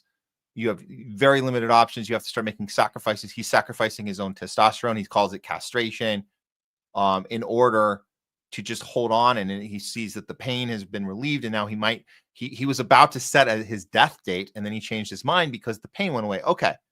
So this new drug he's talking about, he did actually go through this process. So this was back in May that he released this with Jordan Peterson. The next thing is that he goes through this back and forth with Kaiser, as he's had some pain relief from this testosterone switch out thing he did. And Jordan Peterson was there to, I guess, help coax him through it or something. I don't know what his deal was. Jordan Peterson's also not doing well too. He's also very sick right now. But let's look at so the next thing that happens is Scott Adams gets approved for this new drug that is a massive moneymaker for pharma, and he's ready to get on it, but they're not what's it called? Kaiser's not they're not dropping the ball, as he said. They're just not moving fast because that's not how they're designed to move fast. They're designed to move slow. You have to walk them through it. That's what you have to do. So he reached out to Trump. Let me introduce you to a guy that Scott Adams does not seem to care for. And he's going to tell you a part of the story that you're not hearing from mainstream or from Scott himself. And this is Dr. William Makis. Okay. So William Makis says this: I tried to help Scott Adams and his stage 4 prostate cancer. Scott quit after 1 month and then attacked me and went out of his way to hurt my family as much as he possibly could. He also tried to hurt thousands of other cancer patients in the process as well, as he went after my ivermectin cancer clinic. used horrible language and pinned those attacks to his Twitter profile. Does this sound like the same guy you just saw? Well, no, not by what you just saw. But make no mistake, Scott Adams has a very, very vicious side to him. And when you're in the public eye, that vicious side, there's ramifications for that. And let's hear more from Makis. He's got more to say. Oh, look at this. Medical Freedom Movement doctor forgives him. I forgive him. And I truly hope he gets that help. That help he gets that works. I want him to overcome his stage 4 cancer. But he is being circled and surrounded by charlatans and incompetent oncologists. He is now fully relying on mainstream oncology, which doesn't work and has no solutions for him. How do we know it doesn't work? Well, it got him into this mess in the first place. What do you mean, Matt? Well, we'll get to that part in a second. But he goes on, sorry, Scott, the people you seek help from cannot help you. They don't have the knowledge, they don't have the incentive, and they won't break the big pharma narrative. They won't do it for you, and they won't do it for anyone else. I'm very sad that you're going to have to find this out for yourself. Here's an update. Well, Scott obviously didn't listen to that because this is a guy he's gone after publicly. He's gone after him. I'm getting Pluvicto, the cancer drug, tomorrow. The Trump administration works fast. Amazing. And that's what happens when you call Trump up directly, and he does it through Twitter, and everybody responded. RFK responded immediately. So let's put you in touch. Dr. Oz responded. Let's put you in touch. And Trump did what he did, made VIP priority for Scott Adams, and he got the drug. Cockturd says, Trump and MAGA, fuck them kids with cancer. Scott Adams, the ivermectin, Fenben didn't work. Can I get special cancer treatment? And that's the thing he said no to. The ivermectin, no, F that. The media tells me that's bad. Can I get special cancer treatment now? Trump and MAGA, anything for the Dilbert millionaire. Maha. And it's really sad because there was a lot of MAGAs out there that are applauding this move by Trump, that Trump did the right thing and came to Scott's aid, and it's very inspiring. Is it inspiring that a multimillionaire with millions of fans gets to cut the line and take this treatment from someone else? Is it? Is that really a good thing? Are we applauding that? Obviously, do I even have to ask, would Scott Adams have gotten treated by Kaiser on Monday if he wasn't Scott Adams? Even if he had just a ton of money, would he have? Maybe not. Even money might not be enough. You have to have power. So you have connections to Trump. Trump allows him to cut the line VIP style. That's what happened. But let's look at Makis again, because he's going to break down to you. And, put aside the fact that he was attacked personally. This guy was attacked personally by Scott. He's going to tell you why the treatment Scott just got VIP access to because of Trump is not actually going to work at all. And there's a reason why it's not going to work specifically for Scott Adams. So pay attention. This is the part they don't want you to know. As a radiation treatment, it is being offered to Scott Adams by Kaiser in Northern California. I pioneered the technology behind Pluvicto 10 years ago. It is based on lutetium-177 beta emission. So you basically have a radioactive atom, lutetium-177, which is attached to a molecule, in this case PSMA, which delivers the radiation to a receptor on the cancer cell, drops the radiation damages the DNA of the cancer cell, and it makes it unable to replicate or kills the cancer cell outright. I pioneered this use, and I have over a dozen articles published in this technology, lutetium-177, and this is one of the reasons why the newly elected Justin Trudeau government came after my program in late 2015, 3 months after he was elected, because they wanted to control the technology and monopolize it in British Columbia. So I know all about Pluvicto. Pluvicto is not going to work in this case because the cancer is too far gone, it's too aggressive, the tumor burden is too high, And Pluvicto is sort of a mild to moderate treatment in terms of cancer cell killing. Scott needs something stronger. Here comes Dr. Pat Soon-Cheong and says, I've got a brilliant idea. We're going to combine Pluvicto with my immune infusions. That's not going to work. And I'm putting it on record that what Dr. Pat is offering is not going to work at all, has no chance of working. Let me tell you why. It has no chance of working because Dr. Pat's technology relies on taking the patient's own blood, concentrating the immune cells, manipulating them, and then injecting them back into Scott. The problem is Scott has taken multiple COVID-19 vaccines which have damaged or destroyed his immune cells and his immune system. Oh, no. Wait. What did he say?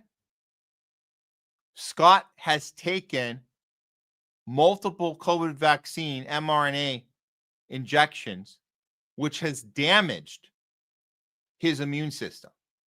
So the drug that they're putting out to people to help with this cancer, stage 4 cancer, by the way it's designed, that he designed it. This is the guy that designed it. He's telling you it's not going to work on someone that doesn't have an immune system to begin with, because it's completely dependent on your immune system being used, amplified the way it is amplified to stop it. So if the thing you have to fight it isn't there, then you're wasting your time with this thing. And it's a very, very, very expensive treatment. So how do we know that mRNA has anything to do with cancer? Well, we know because we've been covering it for years. Here's another. This is the most recent study. Just one of many. This is from September, late September this year. Peer-reviewed South Korean study confirms COVID boosters causing global turbo cancer epidemic. So we know this. We know this. Now, does Scott Adams know this? Well, yeah, he actually does know this. He's actually not one of those people that is in denial that his turbo cancer came from the shots that he signed up to do. How do we know this? Because he's said very vocally that he was wrong and he regrets it. Now, how did he say it? And this goes back, I want to go back to this part that you just watched Makis tell you wholeheartedly, tell you, I want Scott to survive, even though he attacks me. Well, where are the attacks? Well, let me show you how Scott Adams attacks people, because even when he apologized, he said, I was wrong about the COVID jabs. The anti-vaxxers were right.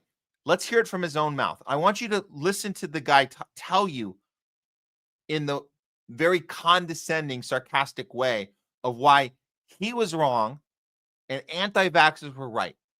And he fully believes this. He's not mocking it. He's saying, I was wrong, you were right. So F you for being right. And then he gets turbo cancer right after that. Here we go. This is how Scott Adams behaves. And this is why we can understand why he would go after somebody that he just decides isn't serving his interest. So this is how he is. Completely. Right.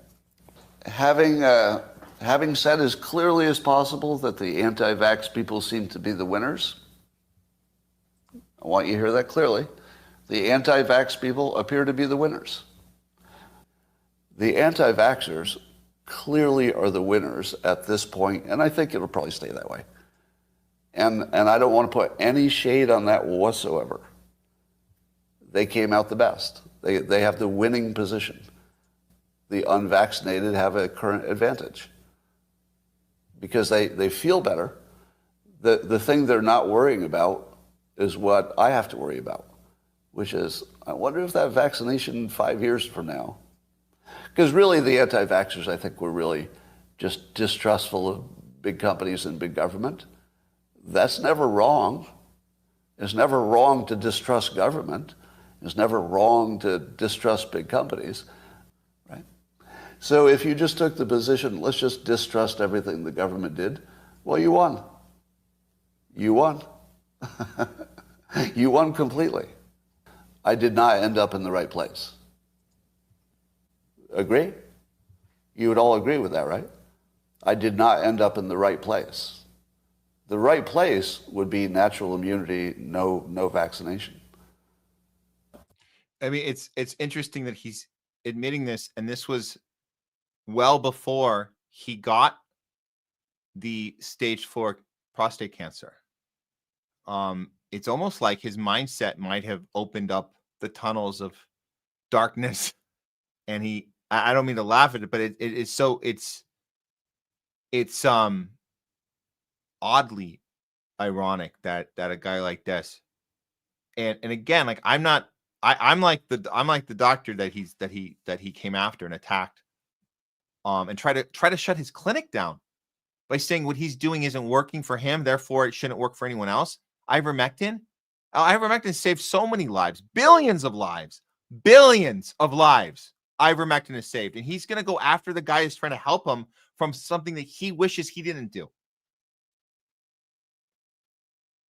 So it's twisted irony that he, and again, listen to the way he presents this apology. Now, we didn't get apologies from everyone. There's a lot of people that say, F you. It's still great. I just heard Seth MacFarlane, Family Guy, go on Bill Maher. Bill Maher tried to ask him an honest question about the effectiveness of the vax. And MacFarlane was like, dude, it worked for everyone, man. What's wrong with you, dude? It was science, man, science. So there's still people that will never, ever admit this. So on one hand, yes, he admitted it, but look at this very pompous FU attitude to people that he's almost insinuating were only right accidentally because they just went in as bad intentioned and they happened to be right. And he uses the verbiage, you won. They won. What won? Nobody won. What are you talking about? Won. Like this is a game? Who won? I don't know anybody that didn't take this thing that feels like a winner. We all lost. We were all played. We all did what we had to do. Some people got the thing they didn't want it. They were forced to. Some people didn't do it and got removed from society, lost their job, relationships. And some people faked it and pretended to get it and had to lie about it. So we all had to do something. Everybody did something bad. Everybody. Who didn't do something bad? Everybody falls into those three categories. You either did the thing. Now, in that category, you might still think it was the greatest thing ever, and you're on your 13th. Great. But you did it. So you did it and you loved it. You did it and you loved it. Now you hate it. You did it. You hated it then. You still hated it now. So those are three subcategories. Then you have people who said no and suffered those consequences. And then you have the people who lied and faked it to get through it. All of that's bad. There's not one example I just mentioned that is a good thing. It's all bad. We all lost. I wish this guy wasn't so pompous about it because I do feel bad for him. But yeah, let's finish up your little quote unquote apology. You should take victory and I should take defeat. We can agree on that, right? That my position is now the weakest and your position has gone from the weakest to the strongest, and that we can just say that's true. The people who didn't get vaxxed are absolutely in the winning position. You win. You win. You are the winners. You are the winners. All right. Let me say that part with no ambiguity. You won. You won. All of my fancy analytics got me to a bad place. All of your heuristics, don't trust these guys, it's obvious, totally worked. Well, your analytics were all wrong. They weren't real. They were fake. They were fake statistics that were lies. And the stuff we looked at was real statistics. We were looking at real numbers and real ethics and real morals and real deductive reasoning skills and real critical thinking skills. That's what we were doing, Scott. So you're still belittling people as you're saying, take the win.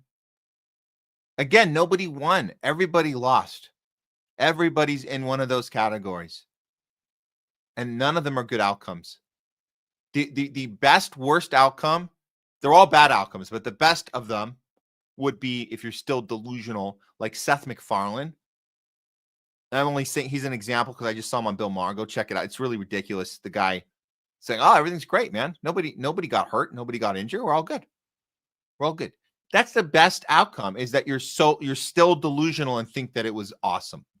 That's it. Everybody else, everybody lost. Don't pretend that anyone's taking a victory lap here. Everybody lost. Okay? So with that, what do we do now? So Scott cut the line.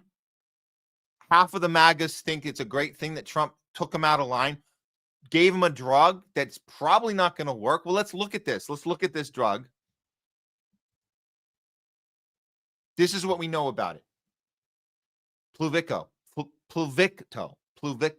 God, they always come up with these stupid names. Median overall survival difference is 4 months. 4 months. That's what Scott Adams is crossing his fingers that he'll live another 4 months from now. Then figure the total cost. Now, of course, money isn't a thing. Money isn't a factor when you're Scott Adams. $122,000. $122,000. That's the total cost for 4 months of survival. That's what it will cost you to live.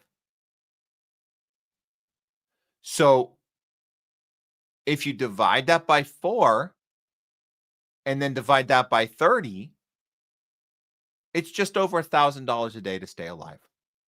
And that's if it actually works. So this is where we get the echelon of capitalism, profit over people, and even beyond the money, you get to cut in line if you can call Trump up on a phone, which he did via Twitter. He got to Trump. Trump cut him in line. And now he's paying $1,000 a day for a median of 4 months from now. That's it. You make it worse. And by the way, we know that it's probably not going to work. This is just for the people that it works on.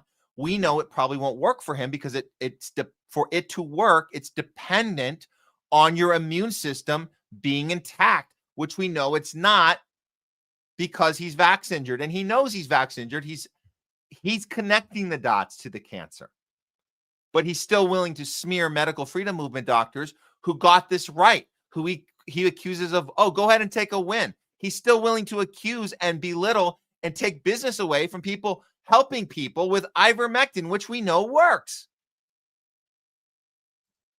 To make it worse, to add salt on top of that wound, Scott, I hate to say it, Oracle of the Matrix is going to tell you, Scott, please don't take Pluvicto. It killed 2 of my dearest friends within 2 months of taking it.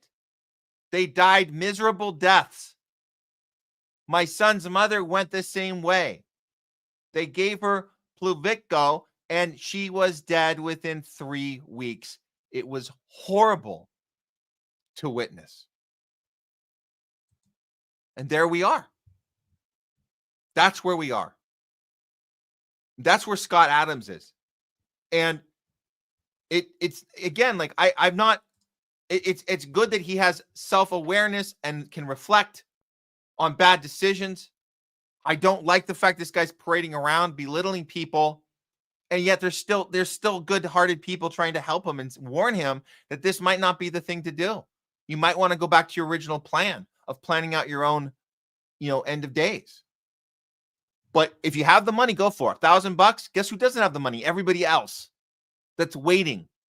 And you just took maybe someone else did have the money and you just took the treatment from them because Trump cut you in line. That's also not good. We have to consider that part. That's not good. By the chance the thing works, you might have taken 4 months away from someone else, and maybe somebody else who didn't have a compromised immune system like you have.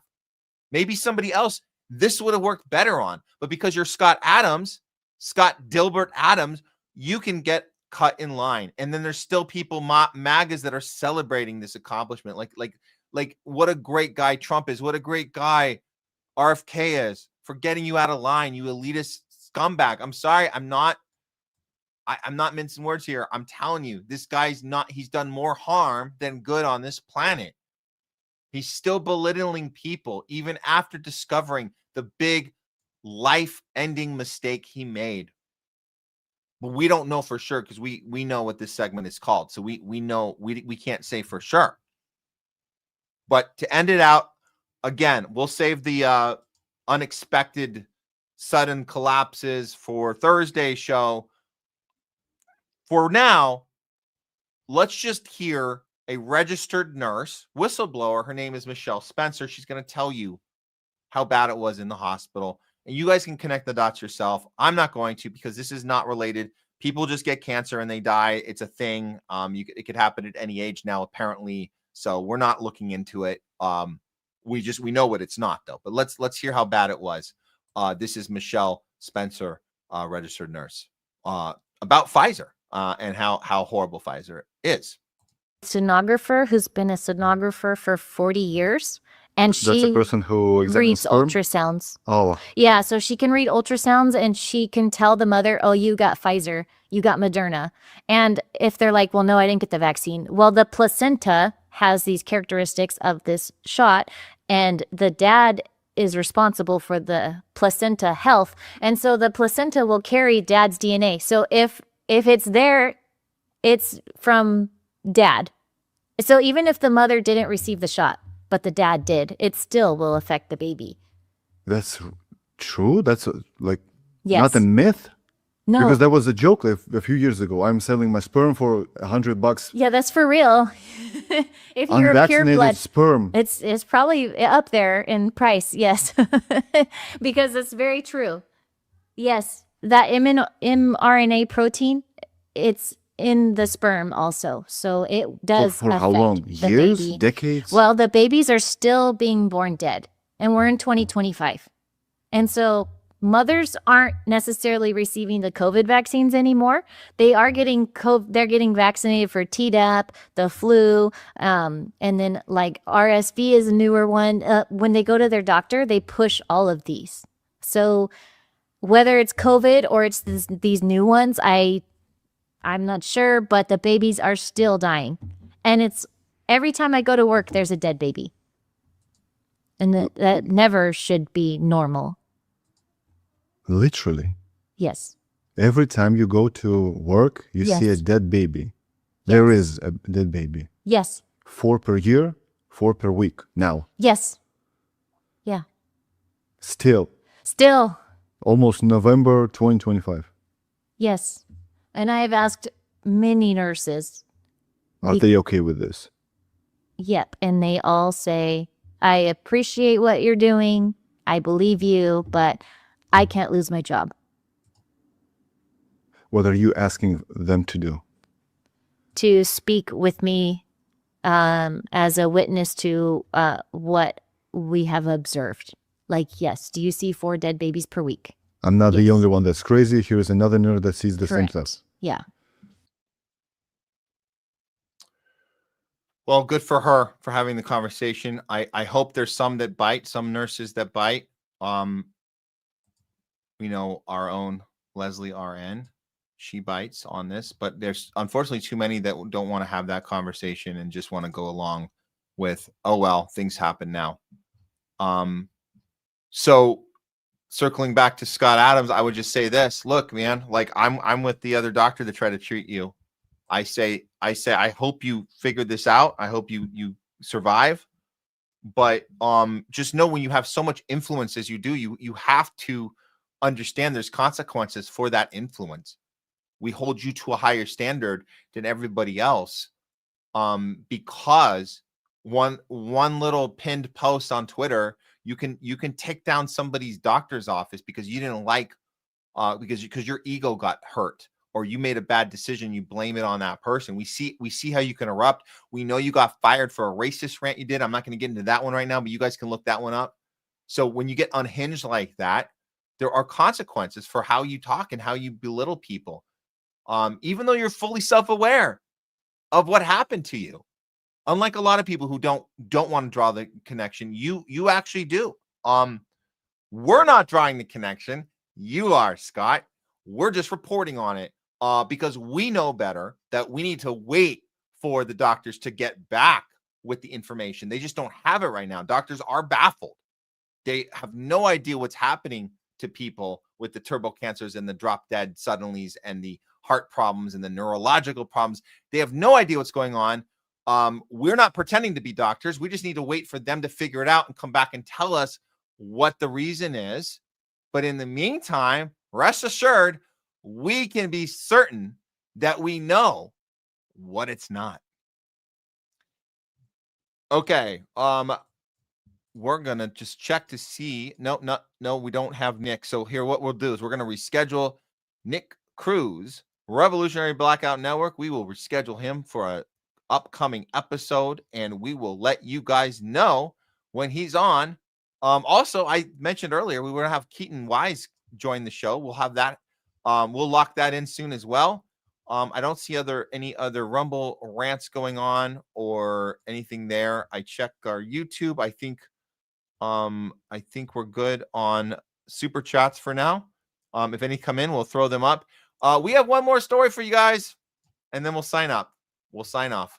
One more story. I just checked the New York mayor election results. We got nothing so far, 0% in. I just checked California, nothing so far, 0% in on Prop 50. Maybe that'll change within the next half hour. We'll see. In the meantime, I think it's time we do the last story. We have a loudest voice of the week. I was going to wait on this for Thursday, but we actually got so much happening Thursday, guys. It's going to be another big show. It's going to be another 4-hour show. This one is going to be 4 hours. But Thursday is going to at least be a 4-hour show.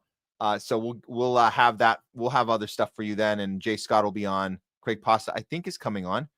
We'll have to see. But for now, let's go ahead and do loudest voice of the week. Here we go.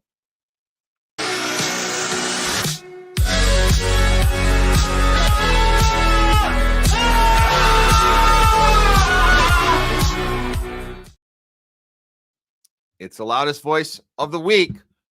We had an incident here in California at a local Gold's Gym. You might be seeing this going around right now, doing the rounds. But we thought this was worth highlighting because this video did go viral. Well, the second video I'm going to show you went viral. I'm going to lead it in with this first video that didn't quite make the rounds as much. But this was an incident that took place inside a Gold's Gym. And it was a locker room situation. And we know that the locker room situations have not been good, especially here in California. What is the problem with the locker rooms, you ask? Well, the problem is that we have males with fully functional male genitalia going into women's locker rooms because they identify as a woman.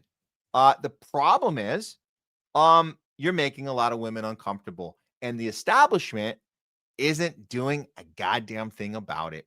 So the only way to stop it is to be loud, and to be really loud, and to get the message out. So that's what this woman did. Let's start from the top of the story. Here we go. Right Angle News Network reports at Gold's Gym.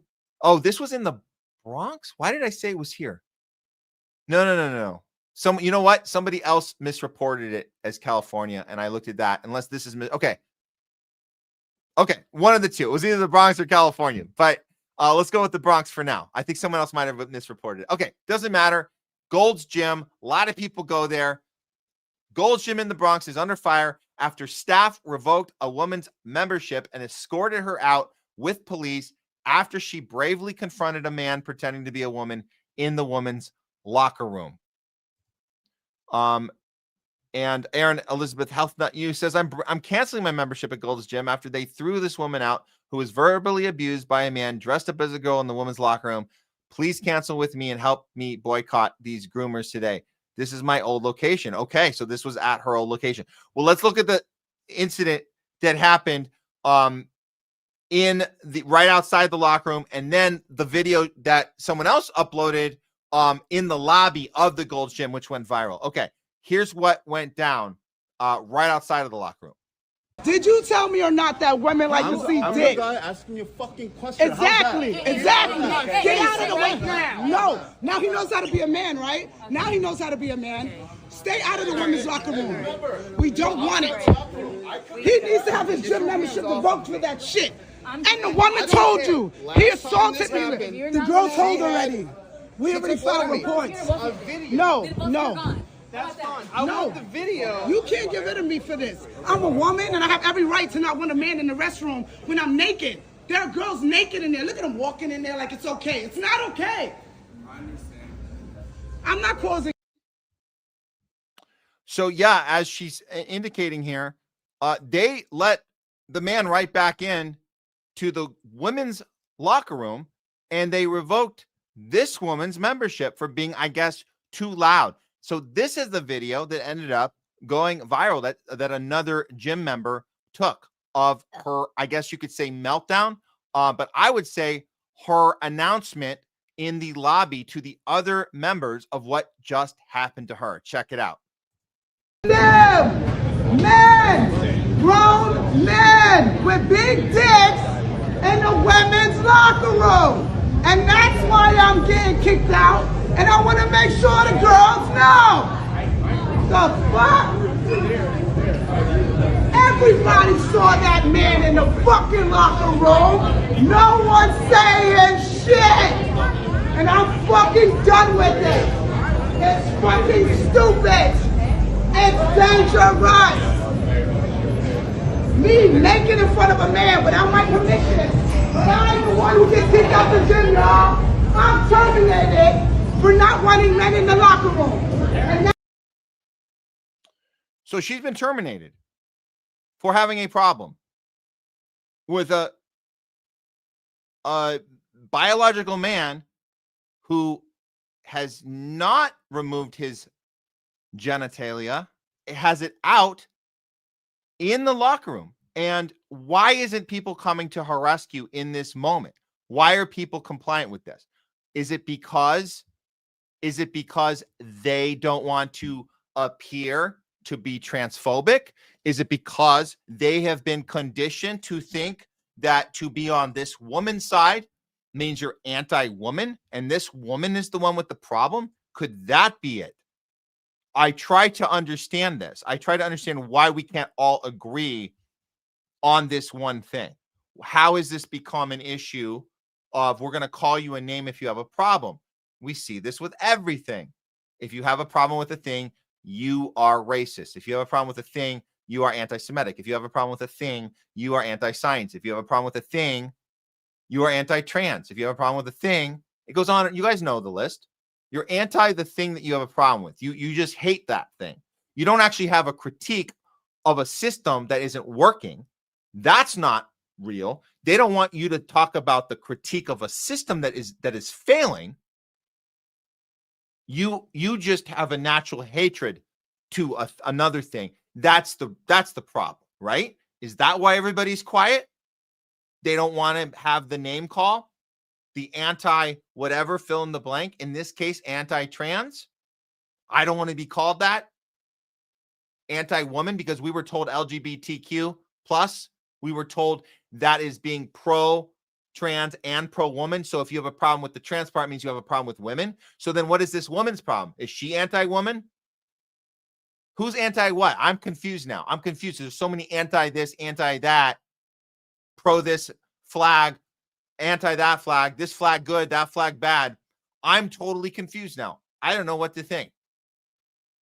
What I am happy about, and the reason that this woman is loudest voice of the week, isn't for sharing that first video of that confrontation of when she got terminated, isn't the viral video of someone else filming her in the lobby. It's this next one I'm going to show you.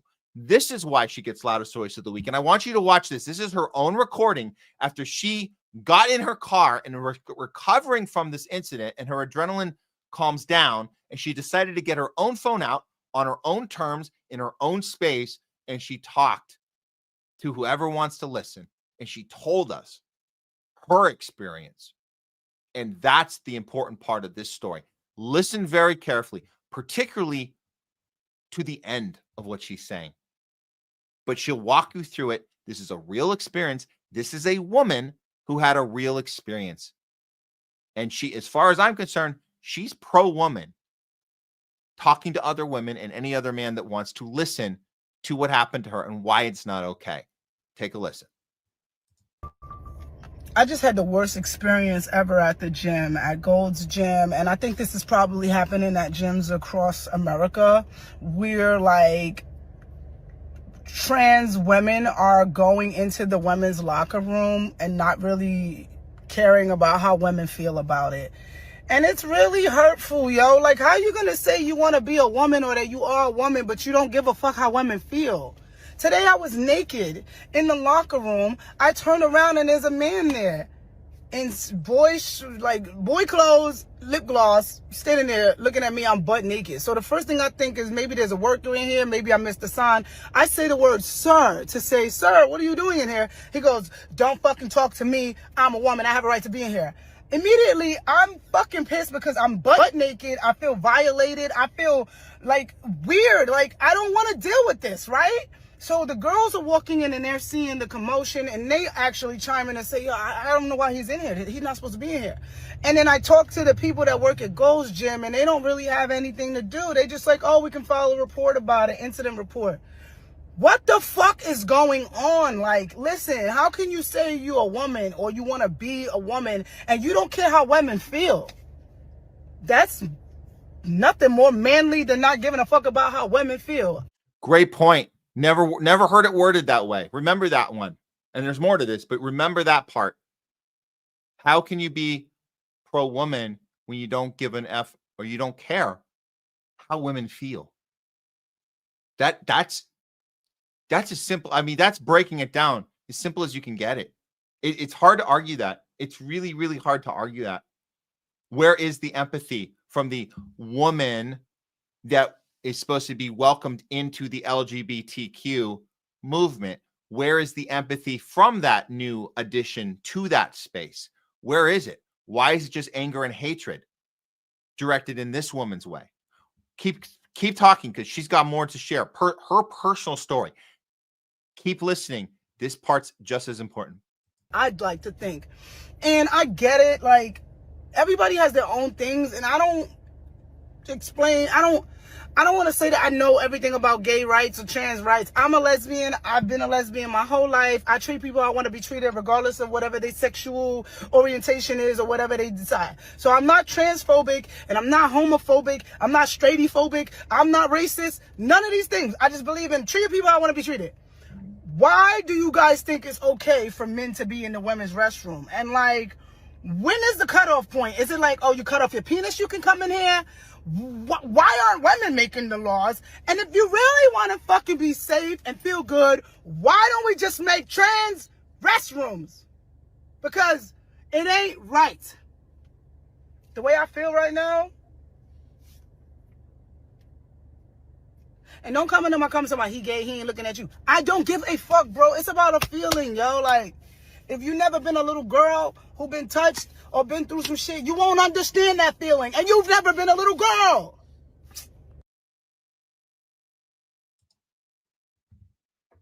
If you've never been a little girl who's been abused, who's been touched, as she says, who's been conditioned to how awful this world can be when you're vulnerable and innocent and taken advantage of by a male.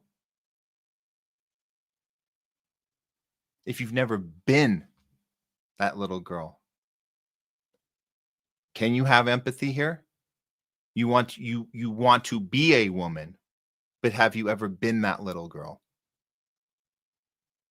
If you haven't been that little girl, which it doesn't seem like this man has, do you have the ability to be empathetic to that little girl who's grown up and is this woman right here, who is affected negatively by you, and you don't seem to give a shit? So there needs to be advocacy for women. That's what needs to happen moving forward. If you want to be for women, you got to be for this woman right here who just lost her membership. And the other person got protected and got to walk right back in there.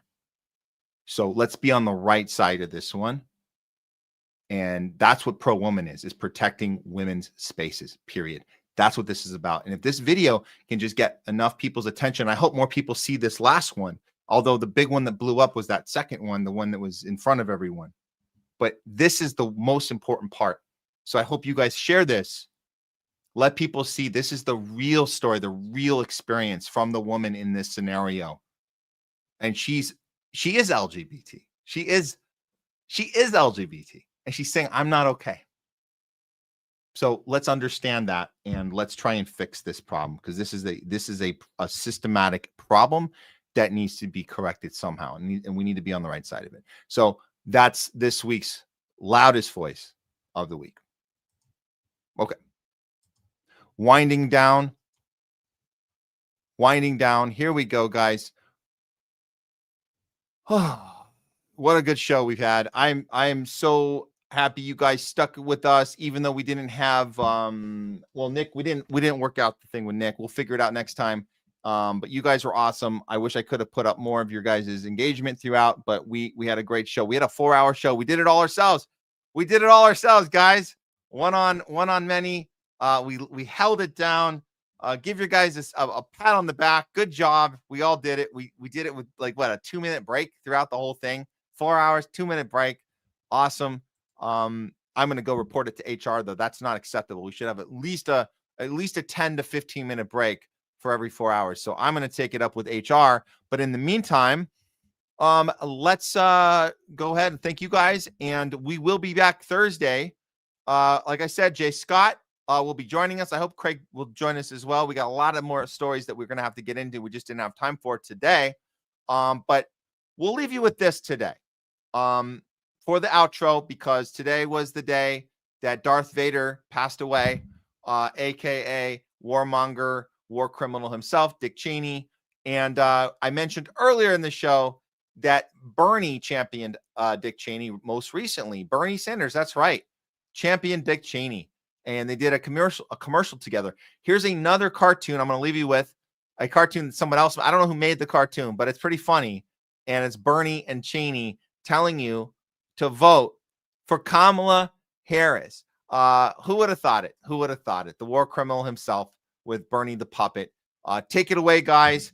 And we will see you guys back here on Thursday. Let me do one more check on the mayor's race. It is election day, guys. If you're in New York, you got a few more hours to go. Zero reported. We still don't know. But we will break this down for you guys on Thursday, most likely. And then California, Proposition 50, still zero reported. Okay, way too early. But we'll leave it there, guys. And we'll follow up on both of these races on Thursday's show. Until then, remember, always go at the world with principles, with courage, and above all else, conviction. That's the Homeless Left for today. A non-tribal approach to news. I'm Matt Weinglass. Remember, power to the people and free Palestine.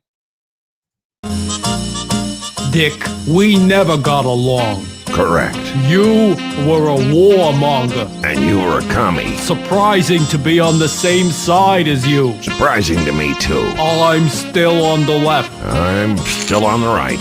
But if we can agree on Trump... It means something big. Bigger than policy. Bigger than ideology. We are both voting for Kamala Harris. Because this election is a choice between America... or Trump.